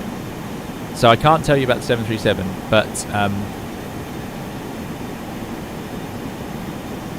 does the autopilot feed data to the flight director? No. I don't think it works in that direction, but I can't be 100% certain. You'd have to speak to an Airbus engineer, really, and that would be an avionics engineer who are the ones who would know that sort of stuff. The autopilot will follow the flight guidance, or it'll follow the selected guidance that we give it up here, like heading bugs and things. Or it will go into super basic mode on the Airbus I'm talking about here, like pitch, roll, holds, things like that. Whereas the flight guidance will run on the actual instrument. So the flight guidance will look at the actual altitude, the vertical speeds, and this stuff, and the trends and so on to work it out. Yeah. So it says you use the flight director only when you're hand flying. Yeah, so if we're talking specifically about this aircraft, Matteo says flight director and autopilot have different switches on the MCP, so the flight director might indicate something different. Yeah. Yeah, so if I was to set this to heading, so I've set heading on here, you can see it's trying to roll me right. and I can swing the heading bug around and it tries to roll me more and more right. But that's only doing that because it sees me not managing to turn to the right. I don't think it's getting that info from the autopilot. I think it just gets it from the actual what the airplane's doing, which, you know, in a way that is the same thing because the autopilot's pointing it in this direction. So I suppose in one way it is a bit like what came first, chicken or the egg. It's a tricky one. Right, 79 miles away from Seaford. We're going to 87. I've got 6 miles, so we're almost at Deauville. So the next course is 164 for 117 miles. But I'm going to skip Deauville. It's apparently useless. We're going to go to Amboise 1137. Let's see if we can pick that up already. So in nav 2, we'll put in 1137. See if it's already working. 122 miles. It is indeed. Let's go into heading select.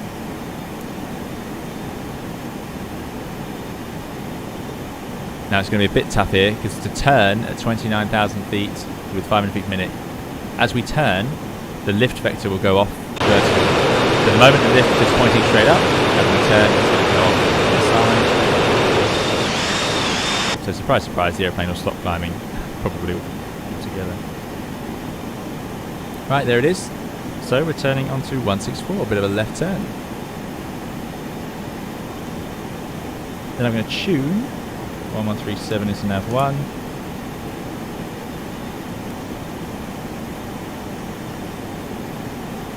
1137.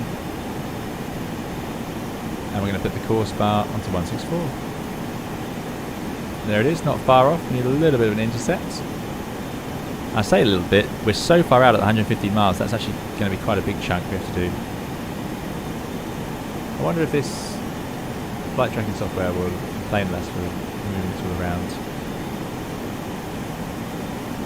No, the last thing it saw was the maps. So that's really... Oh, another thing I like about the software, let me show you guys. Look at that, you can change the accent colour. So you can obviously tell what I was going to change it to. So you can see when the engines have started. See pushing back with the amount of fuel as well, the block fuel. It's great, so good. This is the stuff airlines really do care about. They always make us record block fuel and so on, and how much we burnt, how much we uplifted. Climbing pitch 7, a little bit low. Roll level 150 knots. That must have been during the rotation. I think we got a bit higher than 7. I think we got to about 15. It wasn't quite enough.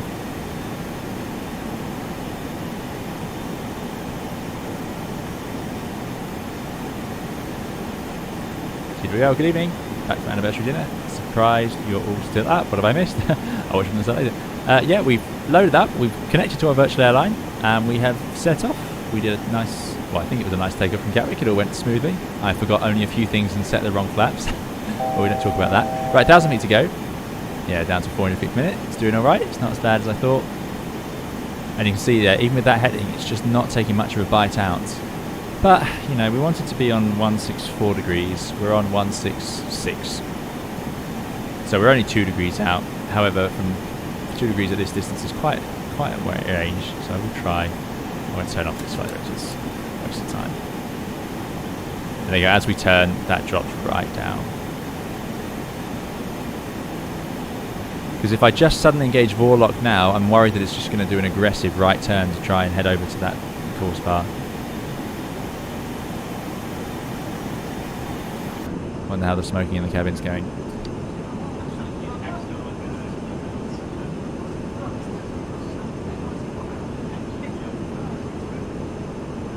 Dave says, flight control computers are as basic as they come on the 200. Apollo landing craft far more cutting edge. Yeah, well, of course, the Apollo craft, which came out obviously after this, which is hard to believe, features some of the first, or the first use of fly-by-wire and the first computers, basically. It's amazing.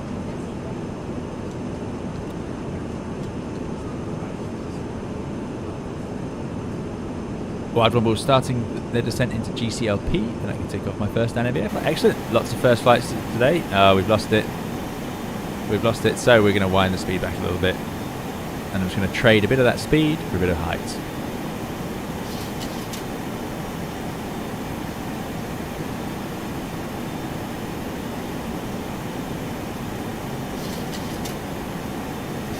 Now that's not great, because it will suddenly capture at 2,000 feet per minute, and then we'll find ourselves a bit stuck. Just trickle that back.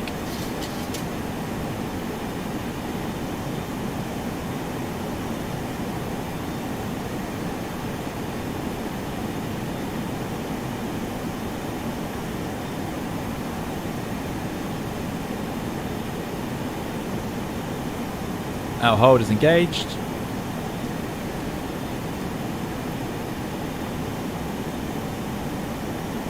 I'm assuming that the APR or the M1 we've used there is workable for the whole flight. But let's just see what the checklist says. Oh, it wanted Mach hold 7.4. That's what I should have done. We accelerated a little bit.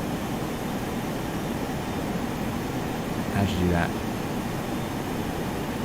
This has come up before as well.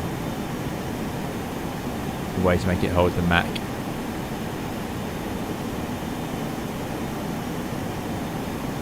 Oh well. We've made it 31,000 feet. And now I've gone through my Vorlock. So let's go to Vorlock. Let it do that itself before I forget it again.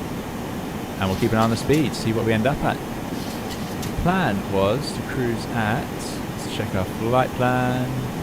This is what the airline told us, so we'll do that.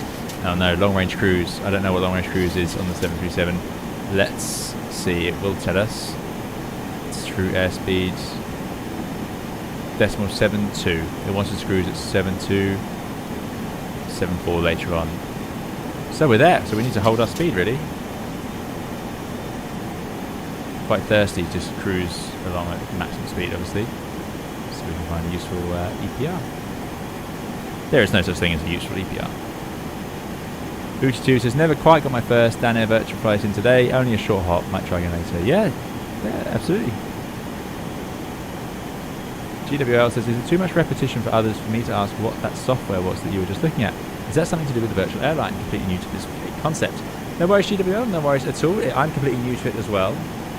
That indeed was. So, this is the client that you download. Now it's really, really simple. It doesn't even install, it just runs. So I downloaded it. Basically, all the information you need is on the Dan Air virtual website. So you sign up, you put your information in, like your VATSIM ID and so on. And all you're doing is telling it where you want to start.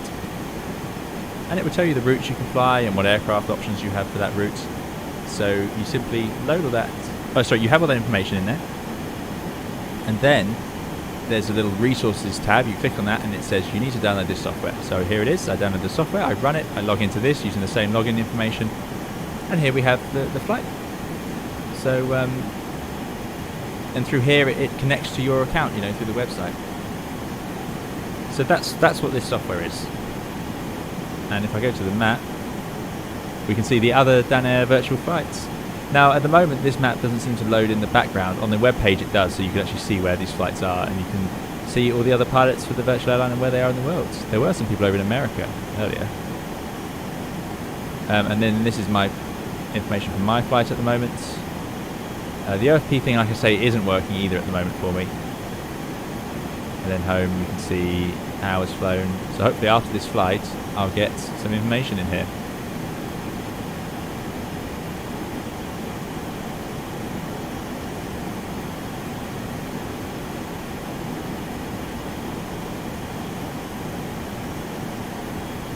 Now I do apologise, I've just seen that the alert box hasn't been running.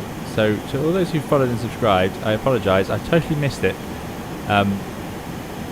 That's my mistake. I must have muted the alert box last time we were streaming this. So it's back on now. Apologies. Okay, decimal 7.3 is what we wanted, about 7.2.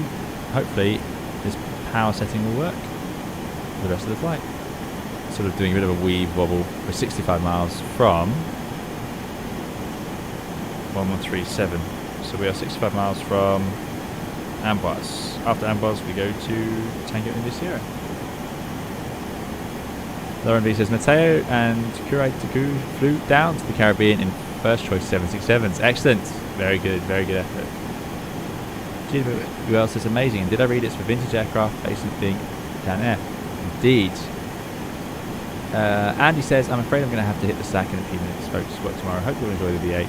thank you all for joining us. More airlines and routes to come. Thanks, Andy. Thanks so much. I think everyone appreciates the work you and Victor Tango put in. Really, really great idea, and it's a great bit of fun to add in the flight sim. So really, really love it. So thanks so much, Andy, and yeah, have a good night. Safe driving tomorrow.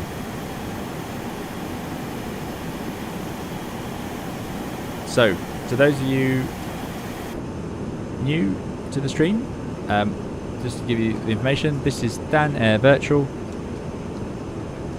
set up by two of our members, two of our moderators actually, Andy and Victor Tango.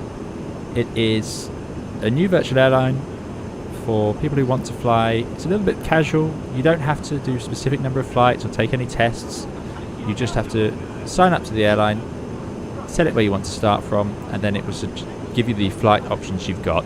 So the options for the flights you get are based on the aircraft and routes of these real airlines that are all retro UK airlines that no longer exist. They're part of the history of British civil aviation, so that's what they're there for.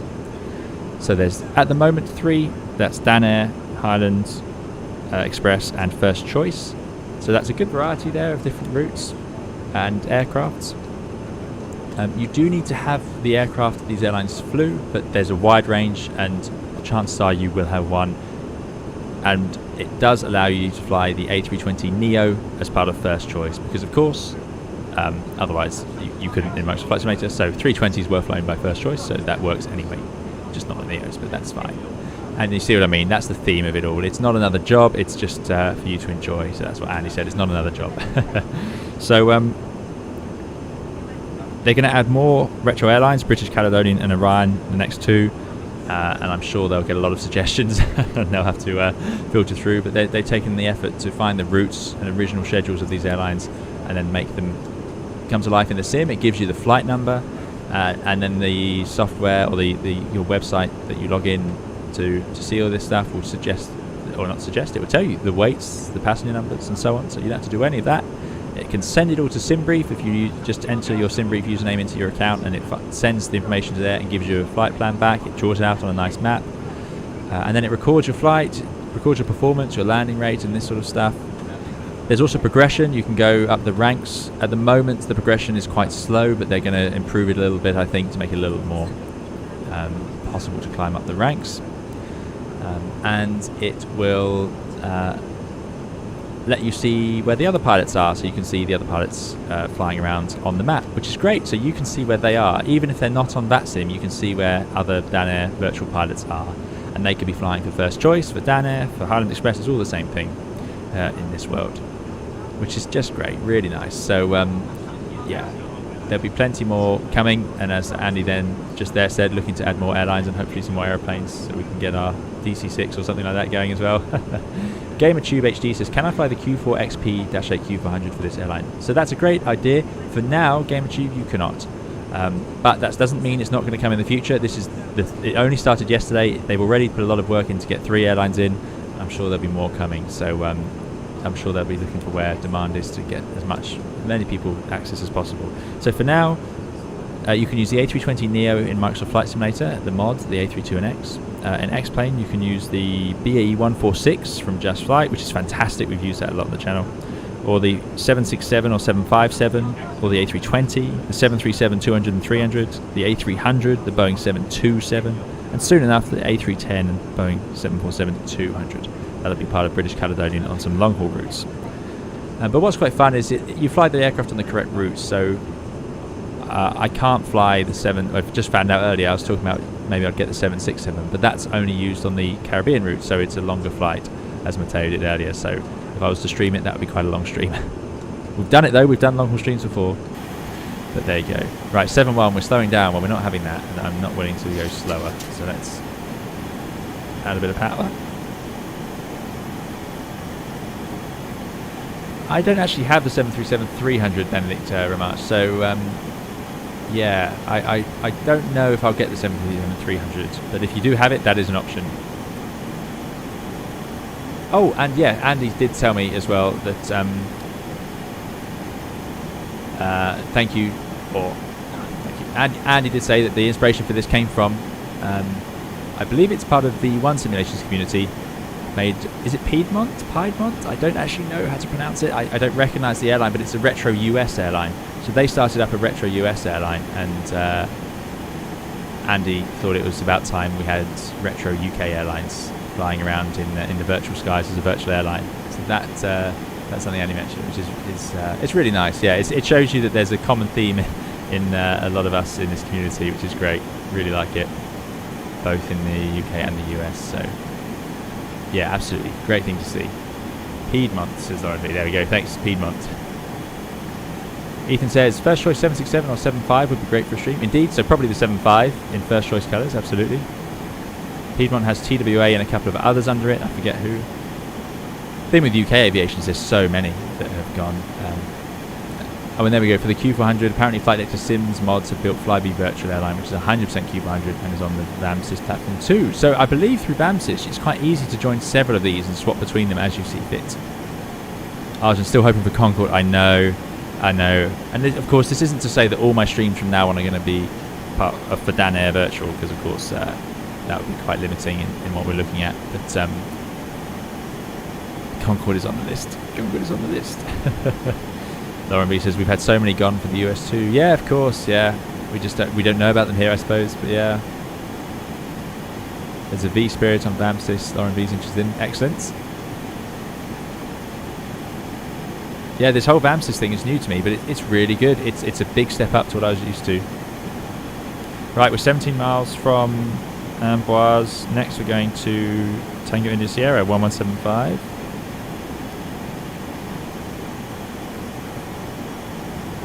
And that's going to be 131 degrees. So let's get the honey bug ready.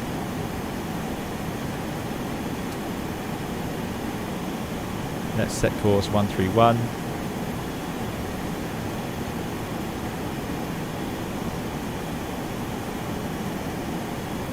And then we'll swap it over as we head overhead. Oh, no, don't do that. Ethan's Aviation says, is Monarch one? Not yet. Richard Dusty would like a Trident stream. Very good. We have done the Twin Otter a couple of times, but Trident we have not yet done. A2455 says, can't forget Manta Airlines.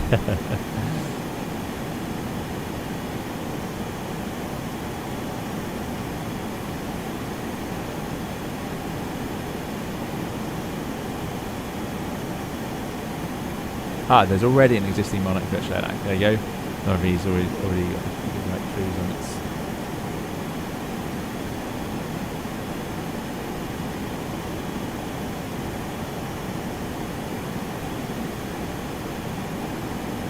Fox the member says, is there any chance you'll perform a classic circling approach to runway 30 right, formerly 31 right in Montpellier, where the planes started the final turn over the beach?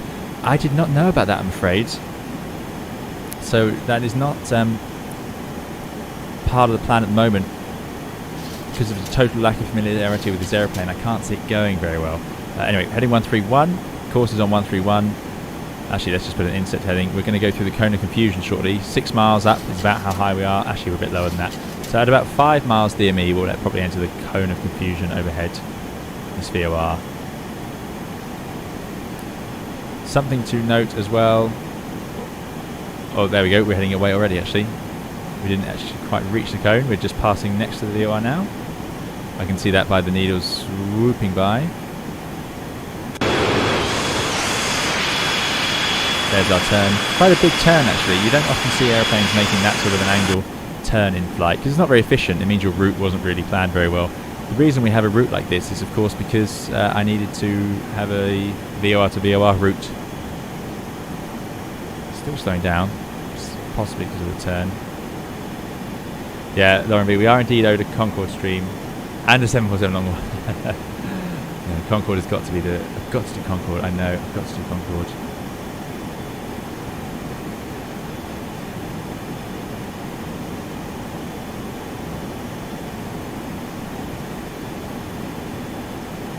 Here we go then, intercepting that VOR, going back to Orlok.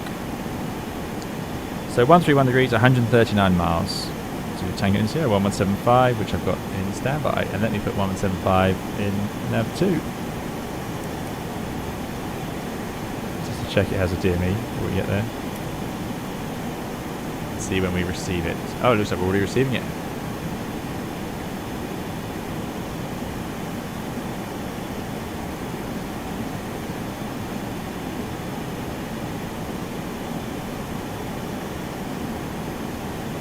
Boxing member says, spent summer holidays in the Grand Mont every year when I was a kid, and I loved watching the planes doing the circle to land with standard approach.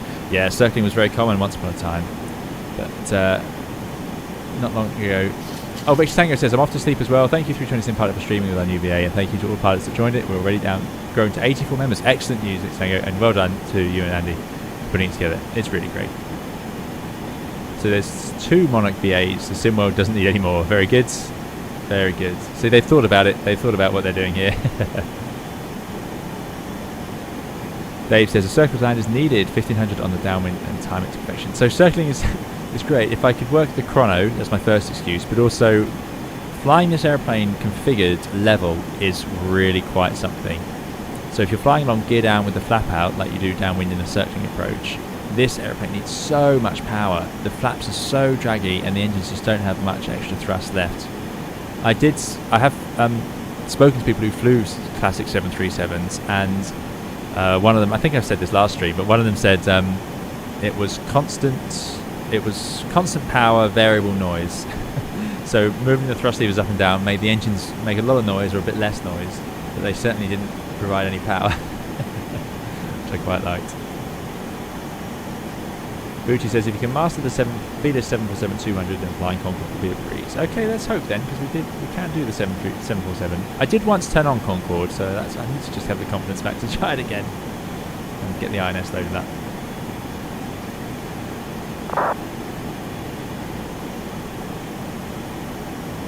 Dave says 1.45 EPR and flat 15 on the downwind. Very good. Well, we have the option here of an ILS or a VOR, so we'll see which one we end up doing. I also have the VFR France scenery for Montpellier, and he suggested it, which is very nice scenery. Morg says the Many 6 arrival does fly over the airport before circling around to 30. Yeah, so I think we'll do that. Come through the overhead, outbound and inbound on a full procedure. I think that would be quite fun.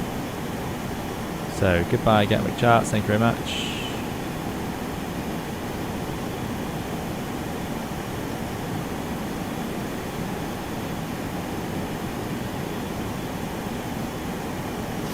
Lovely weather, calm winds, cavalcade, 12 degrees, so we get the excuse to fly whichever approach we very well please.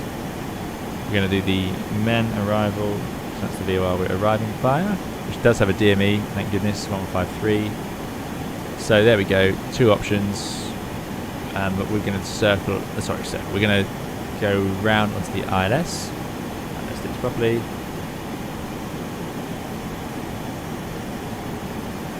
So if we flew this, and this is going to be the easiest way to do this whilst using all the radio navigation, and it's quite fun doing this in these airplanes, these procedural arrivals. So from the VOR, 148 outbound for 25, 32, 52, 55 miles,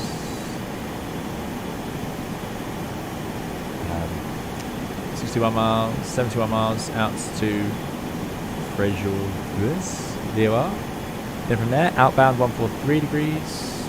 Or actually, let's check, there could be an approach chart more useful for us. Island Zulu, the most common, onto 30 right. No, there isn't. So yeah, we fly this. So we go out to Aztec, which is on the 143 at 12 miles. From Aztec, goes back to Oslo, S-Peak, yeah. So then we make a left turn and intercept the 304 inbound to S-Peak. At S-Peak, we are 7 miles out from the runway, and then we descend at 6.2 miles. Now that is going to be a tight procedure to fly. So this is all normal. As we've been doing it here, we're going to fly VOR to VOR. So we'll leave the Mendy VOR, head outbound, overhead the airfield, continue basically outbound to 12 miles, then make a big left turn. And instead of me tuning this 304 inbound and all this nonsense, I'm just going to go straight onto the localizer, which is 1 degree difference. That's more than good enough, because otherwise the retuning and so on will be way too much work. So let's just come around the turn and join the localizer. Why not? Then we can head inbound. We need to descend at that point to 2,000 feet. We'll have gone outbound at, oh, it doesn't say, Aztec.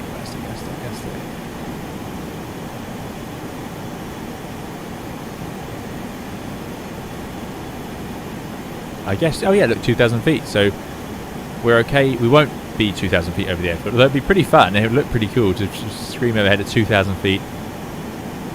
Then go outbound 143, then a left turn back in. Thanks for the follow, Stuart. But yeah, so 2,000 feet out, left turn back round and in. Intercept localizer, and that is the platform altitude. 2,000 feet we can intercept. So maybe we'll do that. Maybe we will do it at 2,000 feet. Why not? 2,000 feet, 250 knots, straight through the overhead. Slow down here. Could be a bit of fun, couldn't it? You get to enjoy the scenery a bit better. Then round we go and in. I don't know if the Virtual Airlines software will punish me for misbehaviour like that. And down we go. 339 is the NDB. I might tune that just so we have it. NDB is hidden away in this aeroplane. 339. Thanks Papa, for the follow. 339 inbound and then onto 30 right. Oh, what's it doing? Turbulence. So also what I would like is the grounds charts.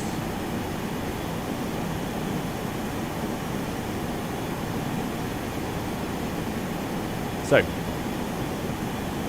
landing 30 right, 2,600 metre runway. This airplane does not slow down well. Let's deal with this master caution. So master caution fuel, if we look on the overhead panel, low pressure on the sensor tank pumps. Down here, sensor tank is empty, which is pretty much what we expected, so we'll just turn those off. Press recool, nothing there. Excellent. 55 miles now, outbound. So I think it's time to swap over to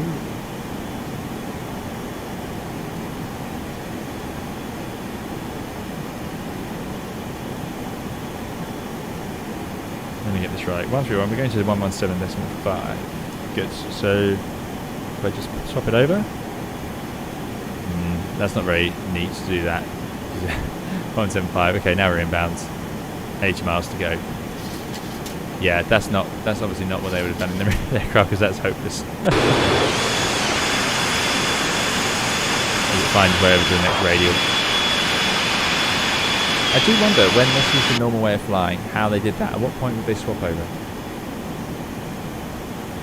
Richard says you'll be demoted to flying Dart Heralds. Watch it. Exactly. Lauren B says, I gave myself a shortcut on arrival to Luton. I think it'll be fine with you as long as you land on the intended airport with stump flat. There we go. Good. Alex says, every 737 slows down horribly. Drag providers are most shown message on the FMC. Luckily, this one can't tell us that, so we can ignore that. But yeah. This one, yeah, it's got little engines as well. So the bigger engines, like on NEO aircraft with the Airbus, tend to slow down a bit better. You've got bigger fan area to help slow you down. 74772 says Argent. Indeed, we are a little bit fast. A little bit fast. Let's tweak it back. The smallest fraction of a hair. Oh, EPR is just so overly sensitive. Alright, now we're going to intercept this radio. That's terrible. So we're going to Tango and Sierra. Next will be Men. So from here, 80 miles to Men, and then we start the arrival. Not long to go. Over halfway through the flight. Yeah, so landing, Whiskey 1, max reverse. We're a heavy aeroplane. If I look at the weights now,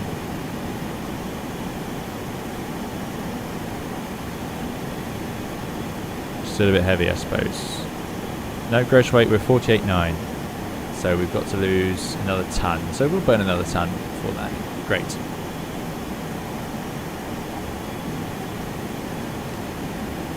And then we'll come on to the left, and it didn't tell us anywhere to park, so I'm just going to vacate and then park wherever we fancy, wherever we see fit. Just near to the main terminal. Probably one of these Delta stands. I think we'll give ourselves the premium stands.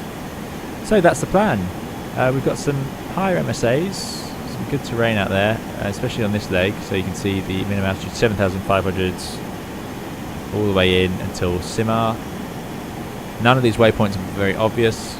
We'll need to take account of it ourselves.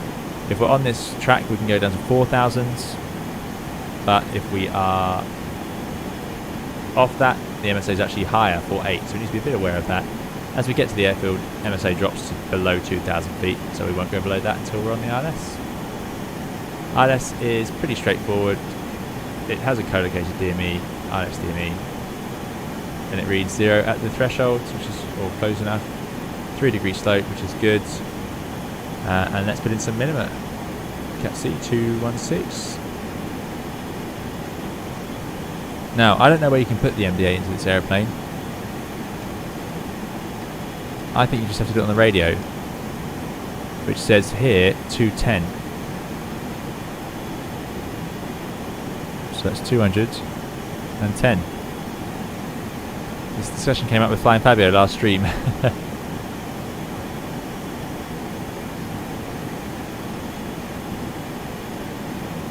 Yeah, that seems to be all just the best guess using the radio altimeter. Right, good.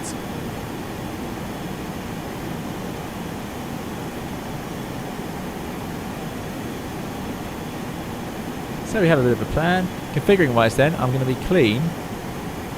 Gear up 250 knots as we pass overhead the airfield, which is a very brave move, but being that low and in level flights, we can then idle the engines, overhead the airfield. We've got 12 miles outbound to slow down, which will be no problem, I don't think. And I want to slow right down to 180 knots. We'll be flat 5 as we come round the bend to intercept the localizer. Join the localizer 180 knots, flat 5, and then I want to be configured all the way through to flat 15 as we join the glide slope. As soon as we join the glide slope, gear down, landing flat. And that will be the plan, configuring wise. Fuel, we're doing just fine. We currently have, in fact we can see more easily like this, which is totally cheating, but there we go. Total fuel, we've got 6.6 tons on board still.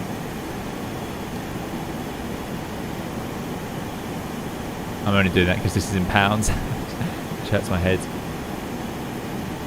Data's on that model, the only MD8 is on the run out. There we go. Dano Virtual for real, says Seesaws. Yeah, it is indeed.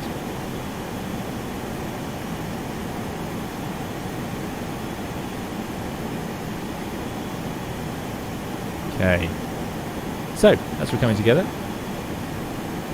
Thanks Richard White for the subscription. Yeah, so that's our plan. So we have a plan. The next thing to do is work out when we want to descend, because we're not going to have a top of descent marker or anything like that. So that's going to be based off 11445. We want to be 2,000 feet overhead of that, so that means we have 29,000 feet to lose before the VOR. So 29,000 feet, make it 30, times it by 3, 90. So 90 miles from this VOR, I want to begin my descent. So what I'm going to do is put 11445, which does have a DME. I'm going to be paranoid about that. I'm going to put that into nav 2. So that now, nav 2, which is not currently active, we're too far away. You can see it's gone to crossbar to tell me it's not active, and it doesn't give me a DME. But when this becomes active, and by the way, in an airplane like this, you would actually ident it. James B, thanks for your subscription. Yeah, you would ident everything. Oh, by the way, the sun looks amazing in this add-on as it glints off surfaces. Look at that ATC display. And I saw it glinting off like one of these dials. It's not going to do it now because of the angle we're at, but yeah, this is just a ridiculously good add-on. Yeah, so when the DME comes active, this will be a countdown to the airport, so 90 on here. So you can all help me with that, because I'll no doubt be talking and miss it. So if you see 90 down here, please start pointing that out to me in the chat. Right, 131 is almost over, so we're almost at TIS. After TIS, we go outbound on 191 degrees for just 80 miles to Ned.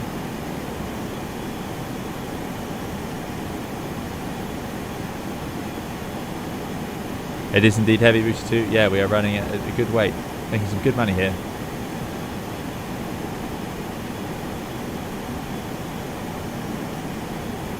Good money for the airline here.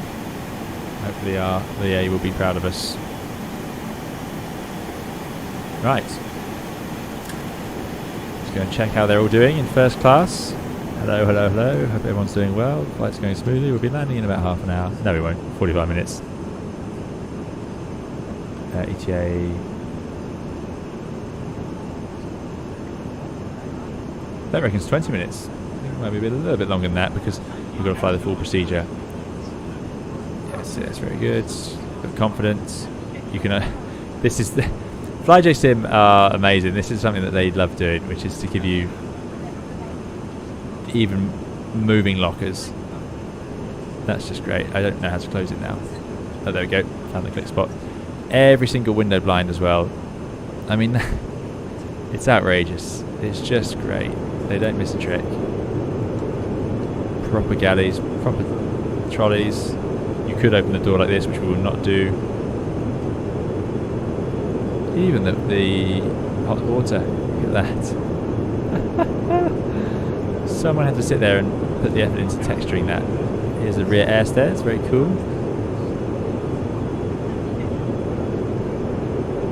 Oh, well, that's a shame. After their Q400 has so many things. Open up some windows, these passengers should be enjoying it. Adventure says, did you ask when the frequency should be changed from outbound to inbound VOR? From the depths of my memory, the change should be halfway down the link. So I've been doing it halfway, Adventure, all sorts, because that would be my guess. But the problem with doing it halfway is the airplane quite aggressively swaps over to the other radial, because of course it's not perfectly the same. They don't line up exactly. There's a bit of a discrepancy, which is what you'd expect. Now, maybe what they do in the real aircraft is put it into heading mode and then gently work their way over. Maybe that's what you should do. Instead of just leaving it in warlock mode to head over, because it does quite an aggressive sort of intercepts. There's the HF wire line, by the way, something we had in the 146 as well. So yeah, so perhaps that's all I need to do. So we've got a toilet at the back and there is a toilet at the front. There we go. Even the sounds change. It's very good.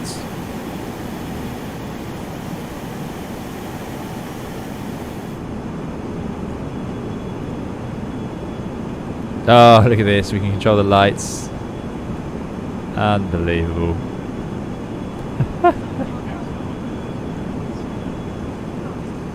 Passengers must think their pilot is quite mad running up and down the aisle playing with the windows, says Leo. Yeah. Well, I'm just checking everything's functioning. Good day, everybody.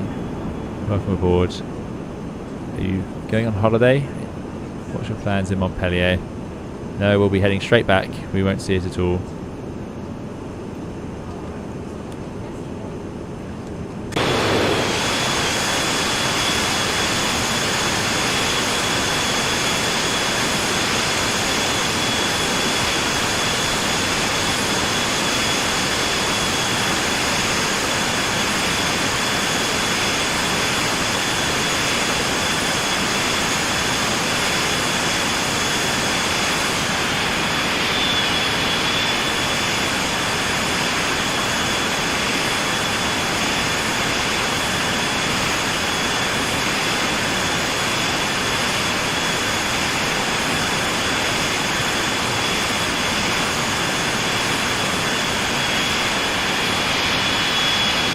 Okay, thanks to everyone. So, Matteo says, exactly as you said, switch to heading before swapping the VOR, and when the needle settles, switch back to VOR. Perfect. Thank you very much. That's what we'll do then. So we're flying overhead now. So I've totally missed this. So we're going to sail through the overhead, and now I need 191. So it's going to be quite a sharp right turn. So I'm going to have to do a bit of an inset. Let's go for 200. And we're going to go 78 miles. Let's put course 191 on here. Oh, put it into heading mode.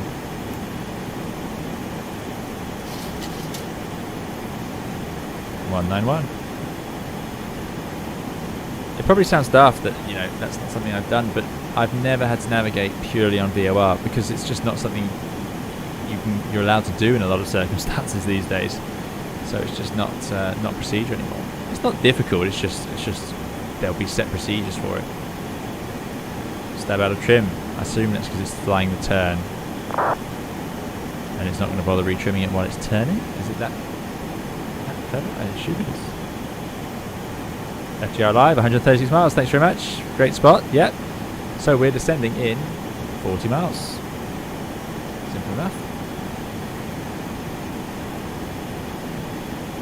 Rohan says, good day. I don't receive such a formal greeting. Even on way out to Glasgow every week. Donald says, will you be doing the quick turnaround on the stream to head back? Sadly not, no. I have done multiple sector streams before, but I have talked about this. I don't think they don't seem to flow very well. It's a lot of sitting on the ground, a lot of redoing the paperwork.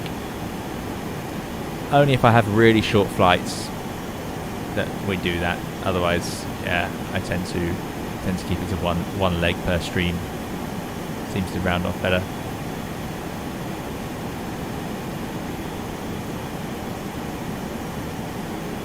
Richie Ray says, what's the range of these planes? It's pretty good. Someone will know the statistics. I really couldn't tell you. 2,000 nautical miles seems quite believable. You can see how far off we must have gone. We're going to carve all the way back in like this. We want to go outbound on 191, and we are currently on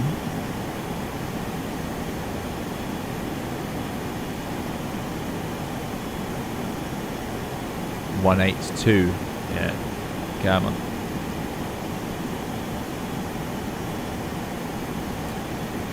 Still doing decimal 7.4. Yeah, we're going a little bit fast again. Here it comes. Needle's coming in now.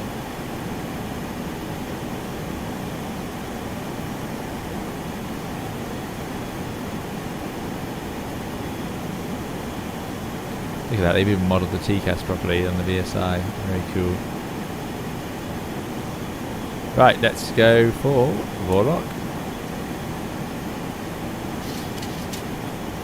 So this leg is 78 miles, so at about 40 miles I'm going to swap over to the MEN-NEO, which is the start of our arrival. 1153.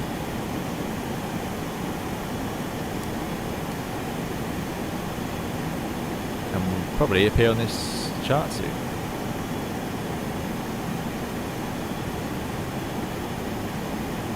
No fly-by-wire at all typing scroll. This is entirely mechanical.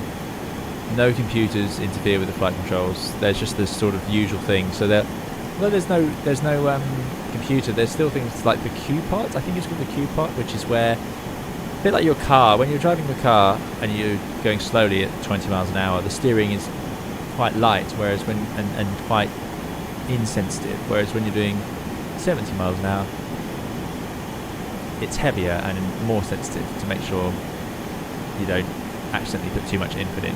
So the controls get heavier even on these older hydraulic style airplanes because the air pressure is fed into that pot and it increases the resistance, things like that. Booty 2 says range is 3.2 to 3.8 thousand nautical miles. Really? That's a long way. Thanks Celestial Guards, thanks for coming along. Richie Races, can this cross the Atlantic? It probably could if it ignored the ETOPS rules and it ignored having alternates en route.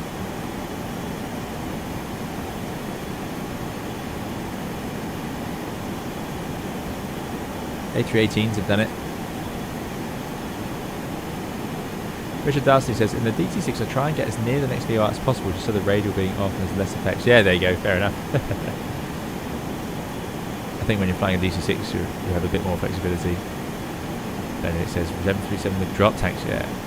It's Roman says 2,300 nautical miles.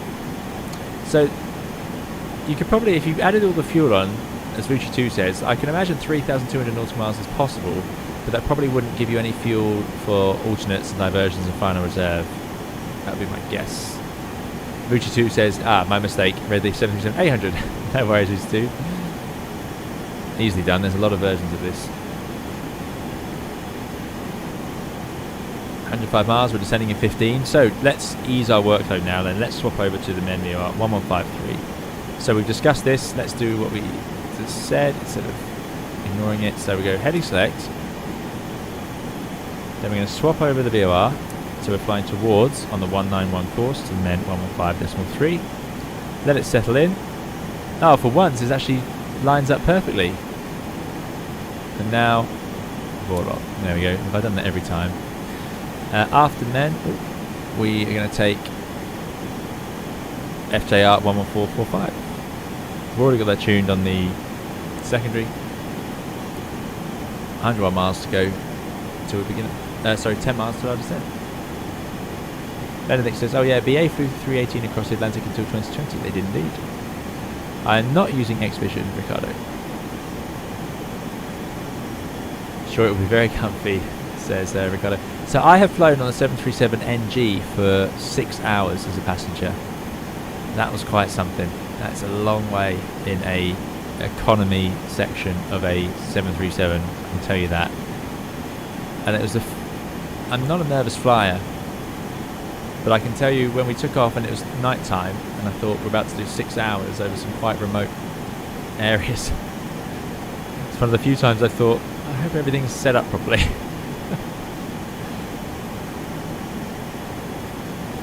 I also wondered whether our bags were on board, because I was slightly concerned about whether, because I think it was supposed to be, that flight was meant to be on a MAX, but at the time MAXes were grounded. So I was hoping that they managed to fit our bags on board and weren't limited by payload if it was planned to be on an airplane that could take more bags. Because a MAX, of course, burns less fuel, so it carries less fuel, so it can have more weight in other areas. That's right, 7,500 feet is the first stop level. Let's just grab a weather. I'm assuming there's no air traffic control. I will just check that. Never assume. Nope, no air traffic control in this part of the world at all. So we'll go here, refresh. 1027 QNH. 12 degrees. Calm winds. So there's 90 miles. 7,500 in the window. So we wind it in.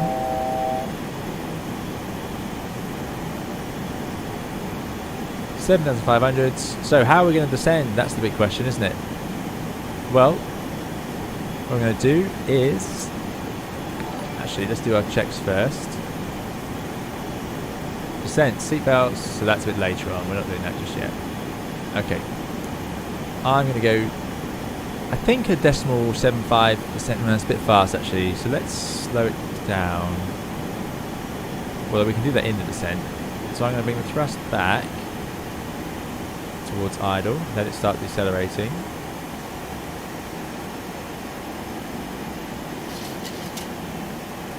There we go. And as the speed drops, maybe to about 70. Where's the Mach hold? I did know that once upon a time. Well, I've had this discussion before anyway. Look at that, not slowing down very quickly, but they have a lot of momentum up here in the thin air. Thanks very much, Route 2, 90 miles indeed. So there's 70. Then we just simply go to IS. Now I can see outhold is armed, and it's going to stay in the lock.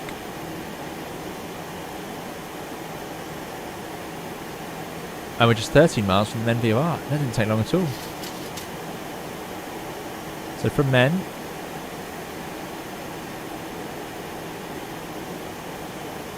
we make a right turn onto 148.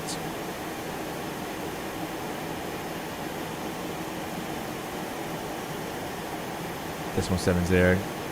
If you follow a 737 NG, they often descend so slowly. They're usually doing 250 in the descent. In the 320, we're usually doing 270 to 300 knots, whereas 737 seem to find it more efficient to descend at 250-ish knots, which can be quite slow when you're following them. And we can grumble about it. Right, QNH then, 1027. Let's see if that's set. Oh, no, not that one. What am I doing? There we go. Everything in this airplane just feels nice to use. Every scroll, every click spot, they're all just, it's just nice. Like it's very good. Yeah, I do really enjoy flying it. Same with their Q400s. Right, 7 miles to go. Let's swap to heading select. Next course is, there we go, it's quite a turn, 148. So these are unusually large turns, as I said earlier, and that's simply because we had to find VORs. 303 is the inbound for the ILS. I'm just going to set that up on number 2, ready to go.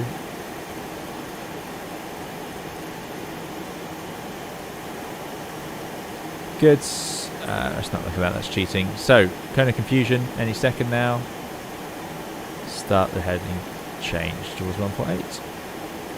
And Captain intercept. So it's 148 out here. I might turn off the moving airplane. So it helps show where we are. So that's where we're turning. We're just passing the VOR now, which we can see because the needle swings by our right hand side just as the VOR passes down our right hand side. But you can see how even with that turn there, I've actually shot through where we want to be. So we're going to have to intercept from the other side. Now you don't need this map to be able to tell all that stuff. So we're going to get rid of it to prove we can do it. I can see I've shot through because this arrow says the VOR is behind me, and this course bar says you need to go left to get over to the one you wanted. Hayden says, any chance of a DCS Twitch stream sometime? There is indeed a high chance, and there has been a very high chance several times, and I've not actually managed to get it sorted, but there is a high chance. Which is put into IAS hold and out hold. Yep, we did indeed. Thanks, Richard2. Yeah, I had to remember what I was doing there. Right, there we go. Arriving on the outbound to go into Vorlock. Good, so now we are on this leg. It's only to 7,500. Below 190 at Urgel, which is 25 miles out, so only about 15 miles. So we've got to do 6,000 feet, 6 to 12. 18. Oh, we could struggle to get below 190 for Urgel. We shall see. As it's so quiet, I'm going to assume air traffic is happy for us to miss that restriction.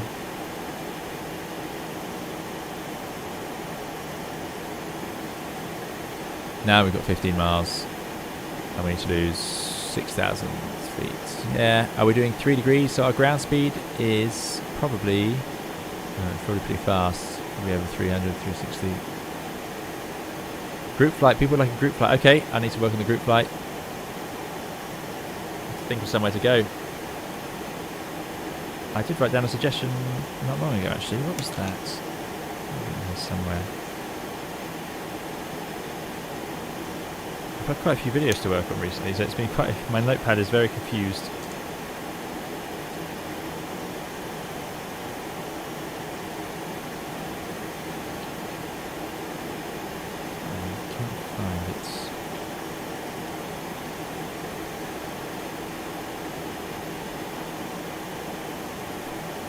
Right, 10 miles to go, 5,000 feet to do. So we're not gonna make that restriction.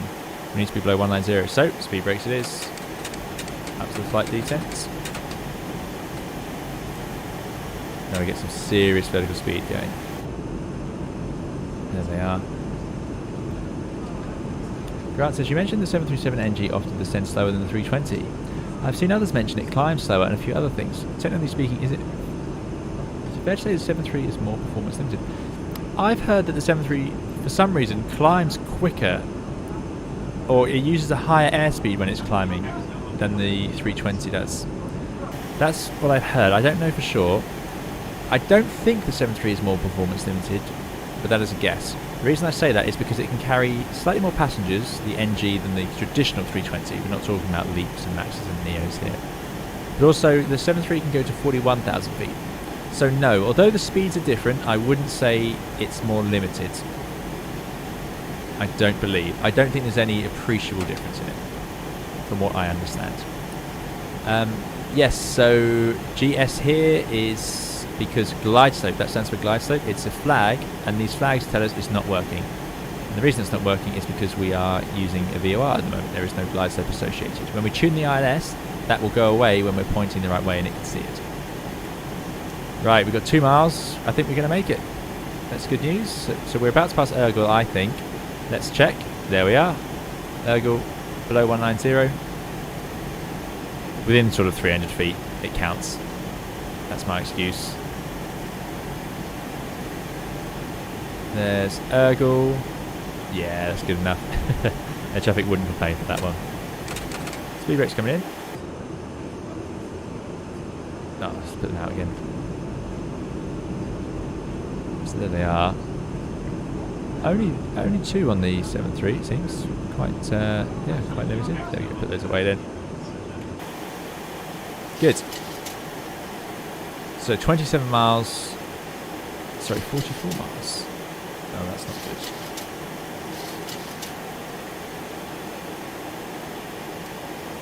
Oh yeah, no, that's now tuned to the.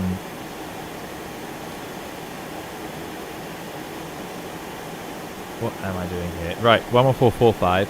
Yes, we need to swap over. We're flying away because I was using the 25 miles. This is the problem.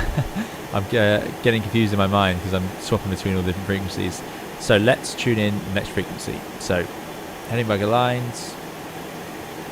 Oh, excuse me. Heading select. Swap over to 11445, which is where we're headed, which is this VOR, and we're going to tune the ILS of 10855. Sorry, I am tuning them using my Logitech radio panel, which is just great. especially in this aeroplane, but you can see me do it there. Notice they've got all the animations. That's a key factor for me. Flight Pack to do it on their aeroplane as well. I like to see the dials actually change, so their ones wobble, which is great. So 108.55 in the background, ready to go. Good. So we don't have any more real restrictions. We can go down to 4,000 feet after Simar, and 7.5 on this leg. So we're going down to 7.5, and what I'll do is I'll get rid of that. Simar is 16 miles out. That they've helpfully added it up for us. 10, 6, 16. So at 16 miles from the VOR, we can descend to 4,000 feet. At 10 miles from the VOR, we can descend to 2,000 feet. So let's go and intercept that. We're 36 miles out at the moment, 16,000 feet.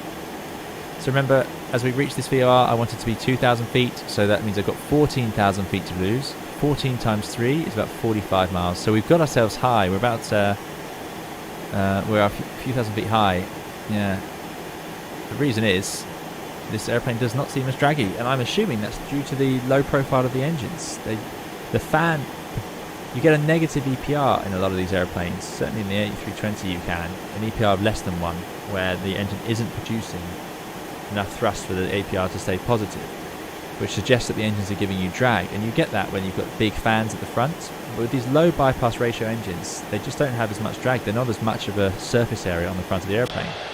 You can see here they're just tiny.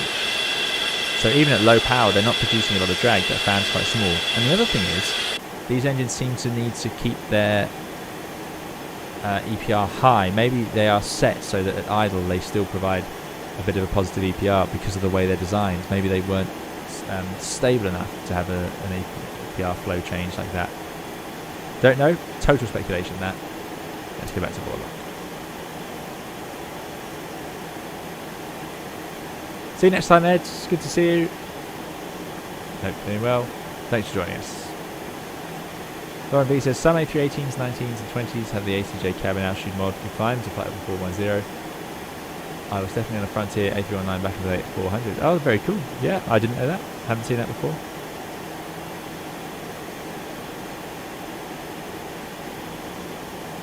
So, we're almost there. I know it's late. Thank you all for staying up so late. We started this at 9, so 2 hours and 10 minutes so far. Very good. I'm quite enjoying it. I quite like late night streams. There's a certain charm to it.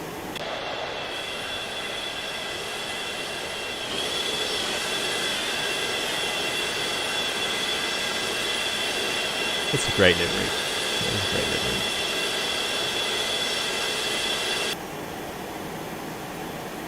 "25 miles now from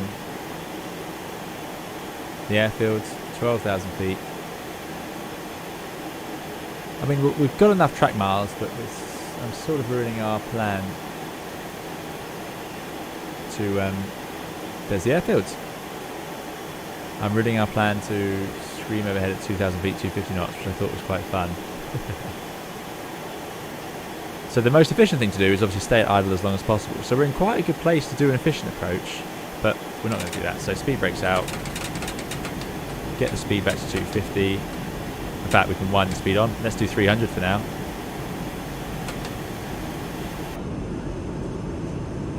Down we go. So we've got the altimeter set. Lauren B says, you like late night streams then? Come visit an American event sometime after dinner too. You won't have to worry about that. Yeah, so that's, funnily enough, that's one of the reasons I'm enjoying this, is that I don't have to think about dinner and rushing for that or starving while I'm doing this. 10,000 feet, I'm going to leave the lights off for now because I don't want them to go out into the airflow. But I will go to flight on these, I guess. I'm going to seat the passengers down and stop them from smoking. Smoking time's over, everyone. No anti-ice required. Just check on that pressurization. It is descending nicely, 3 psi, 2,000 feet. All looking good. Altitude alert, so can we descend lower? Simar is 16 miles from the airfield. We're just reaching Simar at 7.5, so yes we can. 4,000 feet it is. And then at 10 miles, we can get out to 2. Ridiculous vertical speed using speed brakes at 300 knots. Very good. Yes, Papa, good to see you. I hope you're doing very well. Yes, Papa puts a lot of work into moderating and also running our Discord. Thanks so much for your help, Yes, Papa. Who says, haven't been on a stream in a while and I get to catch the landing. Hope everyone is well. Great to see you here and we're doing well. Thanks for coming along. Shouldn't it be on ignition, says it's Roman. I think, isn't the flight effectively continuous ignition? We'll see what the checklist says in a moment. Right, speed brake's coming in. Actually, no, we're going to leave them out. When we level off, come back to 250. Because if we go overhead the airfield at 300 knots, that will be tricky. We're doing a bit of a sporty approach, yes, Papa. We're going to go down to 2,000. It's not going to be efficient, but it will be quite fun. I'm hoping. Outbounds, 12 miles, left turn in. Accelerating the last stage of the flight. ATC will have a number to call, I guess, as they go. They will indeed. They will indeed. Right, checklists, if we can fit those in. So, seatbelts are on, anti-ice is off, landing lights come on. We'll do that as we slow down. Radio altimeter is set, altimeter is set, flight instruments set, hydraulics checked, press and cooling doors set. Oh, I don't know what that's talking about, but I'm hoping we've got that right. Right, there's 10 miles, so we can now go down to 2,000 feet. So we'll leave it coming down to 2, and we'll do that at 250 knots. 8 miles to go. Just check the hydraulics, system pressure looking good. Oh, they've split. I wonder why. But anyway, we have brake pressure and quantity. There we go. Landing lights coming on. The speed to come back. Just putting all the lights on. Orlando theme parks group flights is on there. Ah, there we go. Yes, of course. In the I wonder what airplane that was meant to be in. But yes, we could do that, couldn't we? In Microsoft Flight Simulator, because they were there. Low ignition or constant on the 2 engines. There we go. Low ignition is. So what does flight mode do? Does that automatically restart?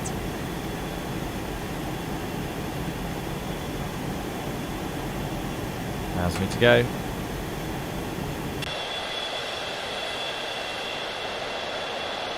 So of course the VOR will be not actually, so you can see it, it's not actually, there it is, we're pointing right at it, it's not the centre of the airfield. They're the one thing that's very visible from the air VORs. You'd be surprised how easy they are to see, sometimes easier than airfields. There it is. All cockpit controls are analog except for the iPad, indeed. Yep. So let's get our chart ready. We're going outbound on the 143, and the magic here is I don't need to change frequency. There's 2,000 feet out hold. Here's a view from the airfields. Speed brakes in.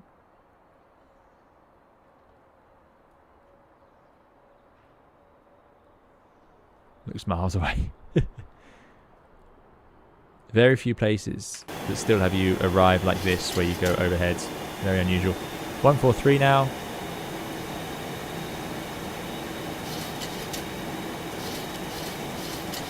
Oh, I should have done that just a second later, but there we go.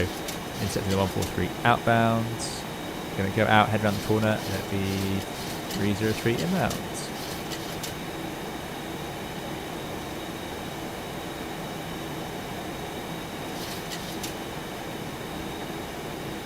Ground is for ground start, flight is for in-flight relight. Main difference here is in-flight, the fan blade should at the very least be wimbling. There we go, thanks Ricardo. That does explain something else. So it's struggling here because I'm doing, we're too fast, so I'm going to do it in heading mode. We're going outbound to, do you want to get any slower here? Get the power on. We're going outbound to 12 miles. You can see how quickly that speed washed off, 250 knots, but the key here was we were in level flight, and in level flight it's much easier to wash speed off. Let's set our bugs now, which we should have done already. So we're for landing, and we're going to do flat 30 landing, set the bugs, 137 V approach. Out of interest, 190 is our minimum clean. So we're okay here. 137 is set. Right, there we go, that's worked. We're now on the outbounds at 4 miles, 200 knots. So I think now if I did Warlock, it should have a better chance. I wasn't giving it much of a chance there.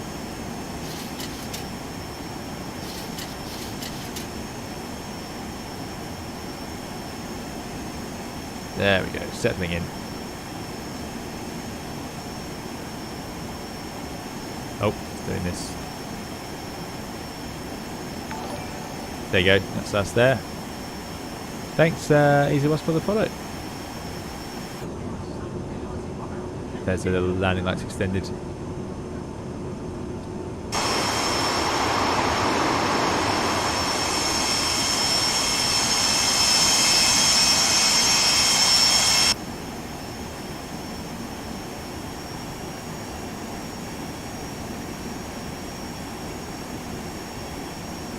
Ricardo says, only a pleasure. This has been an awesome stream. I love the older aircraft, but the 320 is special too. Thanks very much, Ricardo. Thanks for coming along.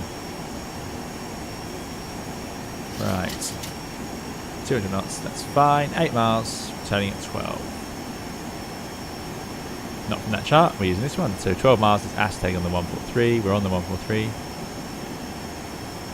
So it's meant to be a continuous turn to intercept 304, but I'm just going to start the turn and then intercept the localizer.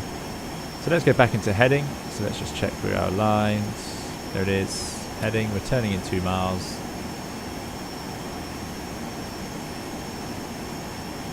Going to need to add power for the turn. No auto thrust at all in this airplane.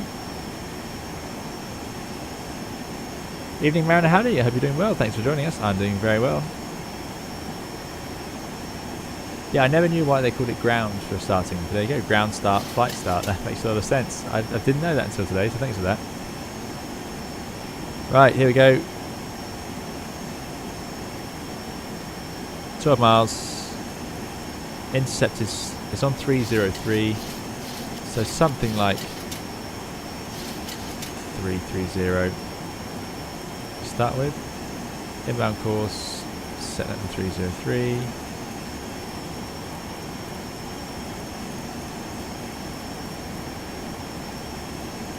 303, tuning the ILS now, 10855, so that's now tuned and active, and then you would of course order the ident. The Airbus shows you on the screen automatically, as ever, making life a bit more easy.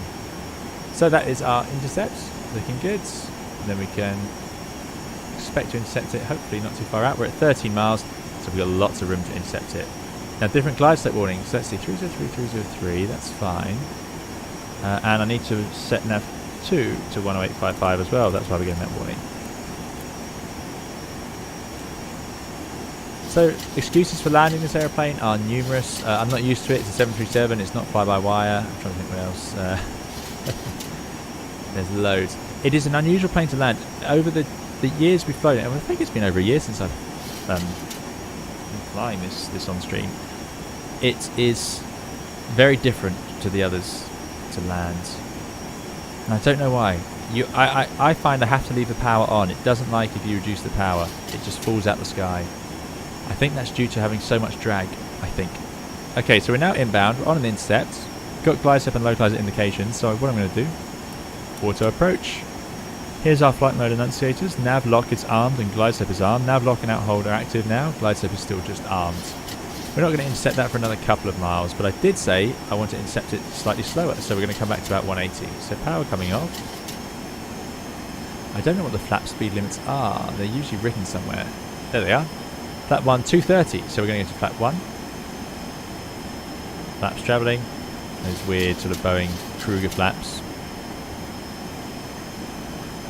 Flap 2 is also 230, so we can go to flap 2. Flap 5, 225, so we can go to flap 5.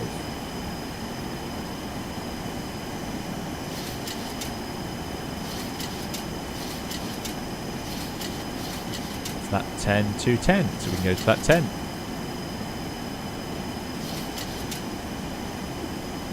This will be showing up in our virtual airline monitoring software. Now we have to add power because we're level and putting out a lot of drag, so power coming on. 180 knots at 7 miles, so it's good to keep slowing down. I think we can go to flat 15, which is pretty much what I said I wanted to be. Here's a glide slope active, 6 miles, so idling the power. Gear coming down. Speed brake armed. And then we can go to flaps 25. And we're landing flap 30. So we can go to flap 30.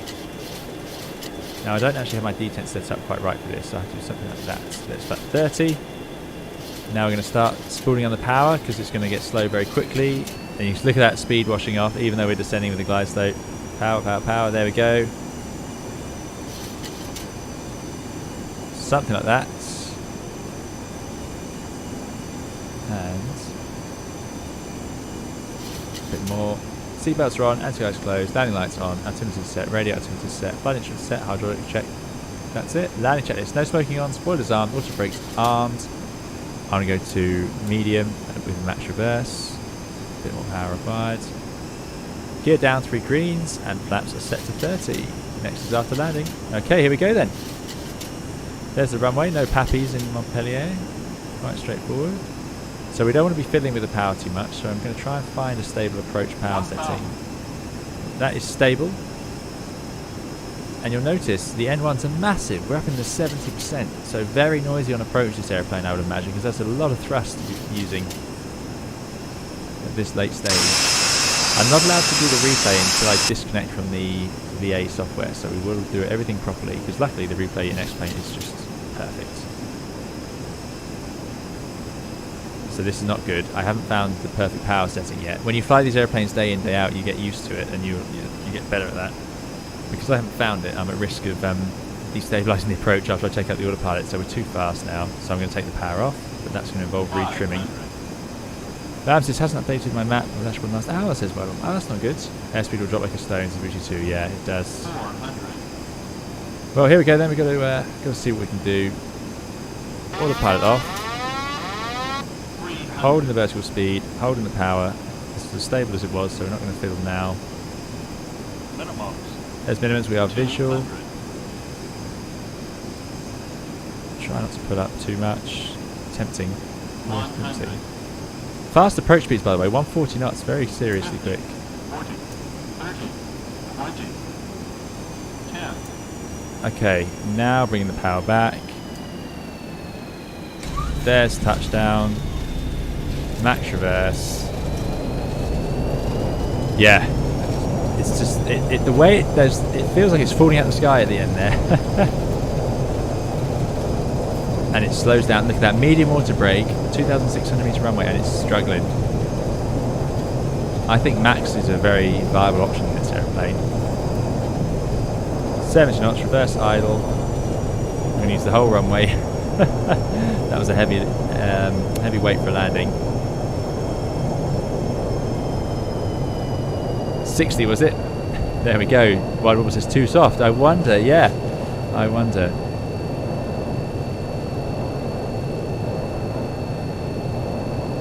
Landing too smooth. We're going to have to take away some points. Forward idle. Yeah, I think they were talking about that. So there we go. Welcome to Montpellier. This is the scenery. So we'll get to taxi back and enjoy that. Yeah, the 737-200. Whenever I've streamed it previously, we've had a great bit of fun with the landings where it's just fallen out the sky the last 30 feet. So for that one, what I did was I did a flare starting around 50 feet. And it doesn't seem to get much ground effect, so quite an early start to the flare, and then the power I had to leave on straight through until basically we were later stage of the flare, and then idle just before touchdown. Lauren B said, I had 24 feet per minute into Luton. It did give me -10 for too soft. I don't know how you can do that with the 737-200. No, that was very lucky. That, as we know from my previous streams, that's not the norm for me. Right, off the runway, landing lights coming off, runway turn off and taxi lights on. We'll put ground start to off, put the strobe lights off. We're going to head in and park on the Delta stands. I don't know if I have a stand I need to go to. Let's just check if it gives me one. I don't know how it would tell. Taxiing to gate, so it knows I'm taxiing to gate. It's very clever. The software's listed loads of things. We'll have a look at it in a minute. But no, I don't seem to have a gate assigned. It says stand, no specific stand booked. So that's fine. I think that means we can do what we like. Flaps coming in. Disarming the speed brake. Starting the APU.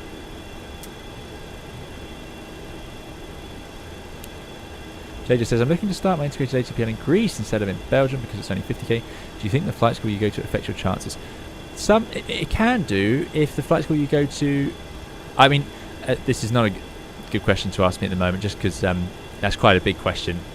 there's a lot of factors that go into whether flight schools and have a good relationship with airlines. So that's the thing to research. So see if you can find people who have been to those different flight schools and see what their experience was like, and whether you think what their process for finding jobs for cadets afterwards is. Some flight schools have different systems for getting people employed. Some don't bother at all. Some will have a queue. Some will have airlines that come to them to get their pilots employed. So that's the thing to look out for. So see if you can figure out from that which is most likely to happen, which one you therefore prefer. Thanks for the follow. Richard 2 says, got to have a practice before I go to bed. Excellent. Enjoy, Richard 2. Thanks for coming along. Yeah, we got lucky with that landing.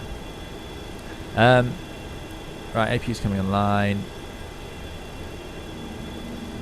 I can hear the brakes squeaking, which I do like. Let's run the after landing checklist just before we get on stand. So, oh yeah, window heat, that's it. Oh. Window heat's off. Anti-ice off, pitot heat off, flaps are up. Radar transponder, there we go. Transponder can go to out. Speed brakes down, galley power off, flight ground switch ground. Oh, it wants to go in ground, fair enough. No. It won't let me go to ground. But we can put the galley power to off. APU start, and then put it onto bus. So we're using the APU electrics, there we go. Right, let's carry on.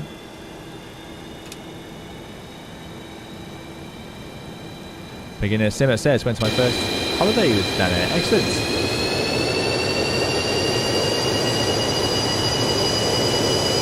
Look at that, even got flashing emergency vehicles. So replay will be coming soon, but thank you all for coming along. And yeah, thanks again to Andy and Victor Tango for their work on Dan Air Virtual. It's a great bit of fun, nice and relaxed, and you get to have a bit of motivation behind your flights, which is something that we all need at some point. We all sort of, I remember when I was flight simming and I wanted to fly, but I didn't really know what to do. I had to just keep thinking up, and you end up thinking up the same things, whereas this gives you the routes that force you to. Oh, flight ground pressurization, there, very good. Thanks, and go. That's my fault. I keep forgetting this switch exists, and I don't, we said earlier, it's to depressurize properly, but there we go. Right, let's take one of these with a nice... Ooh, where should we go? Let's go Delta 8. They wouldn't have had single engine taxiing in this airplane, I wouldn't have thought.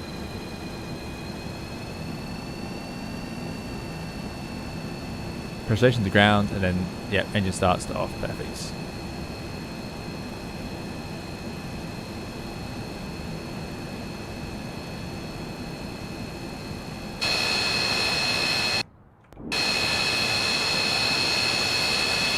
You can tell it's still heavy, doesn't want to roll.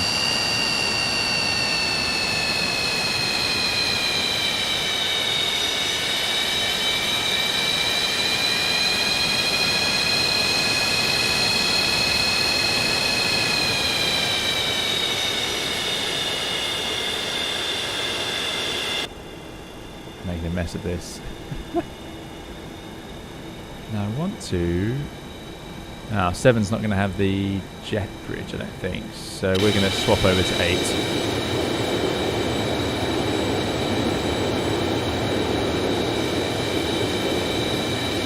This looks ridiculous, but I can tell you there are some parts of Europe where it's not uncommon to park like this, where... Oh, we're going to marshal it, even better. Where you just follow the marshal's instructions and they drive you around anywhere, including over the lines. So let me turn off the lights and we can follow the marshal's instructions perfectly. Because some marshals just sort of do this, but they expect you to really work it out, whereas others are great and they will make the instructions very clear. So there we go. So he wants me to go straight, so I'll go straight. I'm going to do exactly what this marshal tells us, and we'll see where we end up. Because the DCS marshals work very well. So he should. There we go. Left, straight. And then the last little bit there. And stop. Brakes set. That's brilliant. That's the first time I've seen a marshal in X-Plane 11. So brakes are on. We're on the APU power. Lights are all off. Shutting down. Seatbelts off. What else are we supposed to do? So, seatbelts. Oh, beacon, of course. How did I forget that? Anti-collision off. exterior lights off, start levers cut off, parking brake is set, electrical AP power is on, hydraulics off.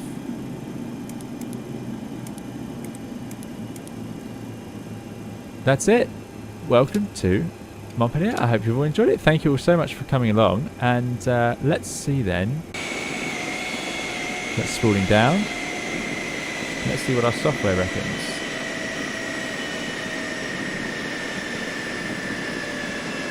Test gate, flap set to 0. Landing rate 60, 1 hour 54. I don't have any comments. I didn't use the scratch pad. So there we go. And that's the flight logs. Excellent. Let me just file that. So file pirate. And that should now show us as having done a flight. Our first flight complete. Excellent. Very cool. Very easy software. Great fun. So now what I need to do is disconnect from that. So I'll close that.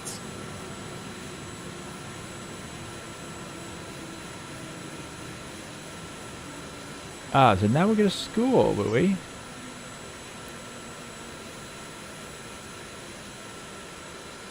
I'm just checking out the website.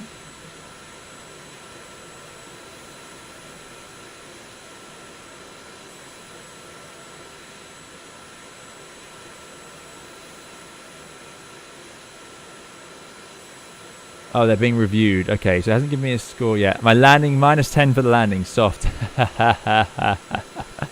Very good. Oh, dear. And I've got a double exclamation mark for new livery airframe. Okay.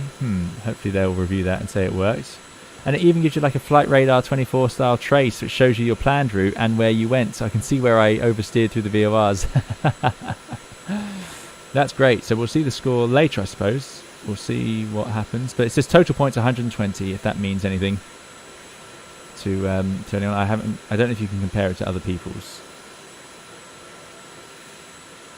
The landing police have struck again, says 84.5. They have indeed. So we're off of VATSIM now. AR Charlie says, I didn't know you had Twitch. Of course, I just came when you had no problem, AR Charlie. Yeah, Twitch is had a little while now, but all my streams so far have been run on both. Okay, so let us jump into the replay. You're very welcome, Noor. Thanks for coming along. Papa Vendrup says, Dan Air not to be confused with Dan Air, the Danish airline. Very good. Good point, Papa. I should be a bit more clear in my writing. Great stuff. Okay.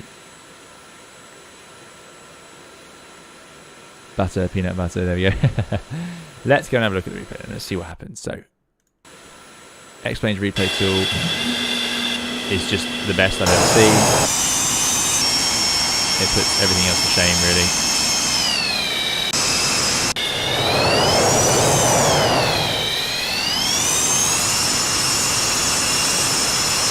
So here we are on final. Lots of drag. We didn't use full flat 30.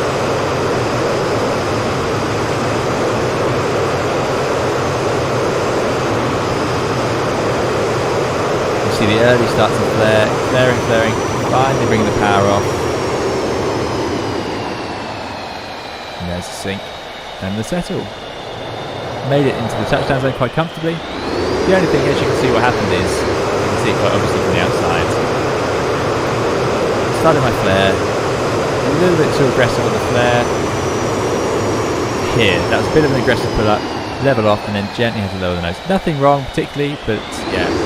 There is a technique to this airplane that I do not know what it is yet. It is very different to the other jets that we fly on the channel, including even the 738. So what we'll do, let us do the best view, obviously. Spotter view. Down there in the air again. The speed this thing comes in at 140 knots is very fast. If you were to take this airplane and fly it somewhere high up, 2,000 feet elevation like Madrid at 40 degrees temperature, the ground speed on landing would be just massive. And I'm convinced that's what gives 737s a bit of a firmer landing sometimes. Just this speed they have on landing. Oh, look at the smoke effects on the reverse. Yeah, great. This is just a great add-on. Enjoy that once more, I think.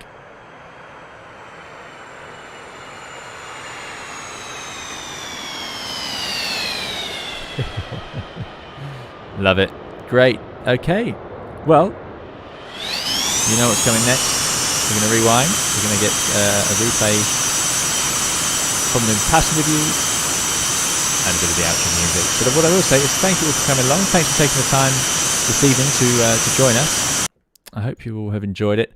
And of course, thanks to Andy and Victor Tango for putting the effort in putting this virtual airline together. Great bit of fun. We'll definitely do some more sectors for them in the near future. Thanks for the follow to Boggs.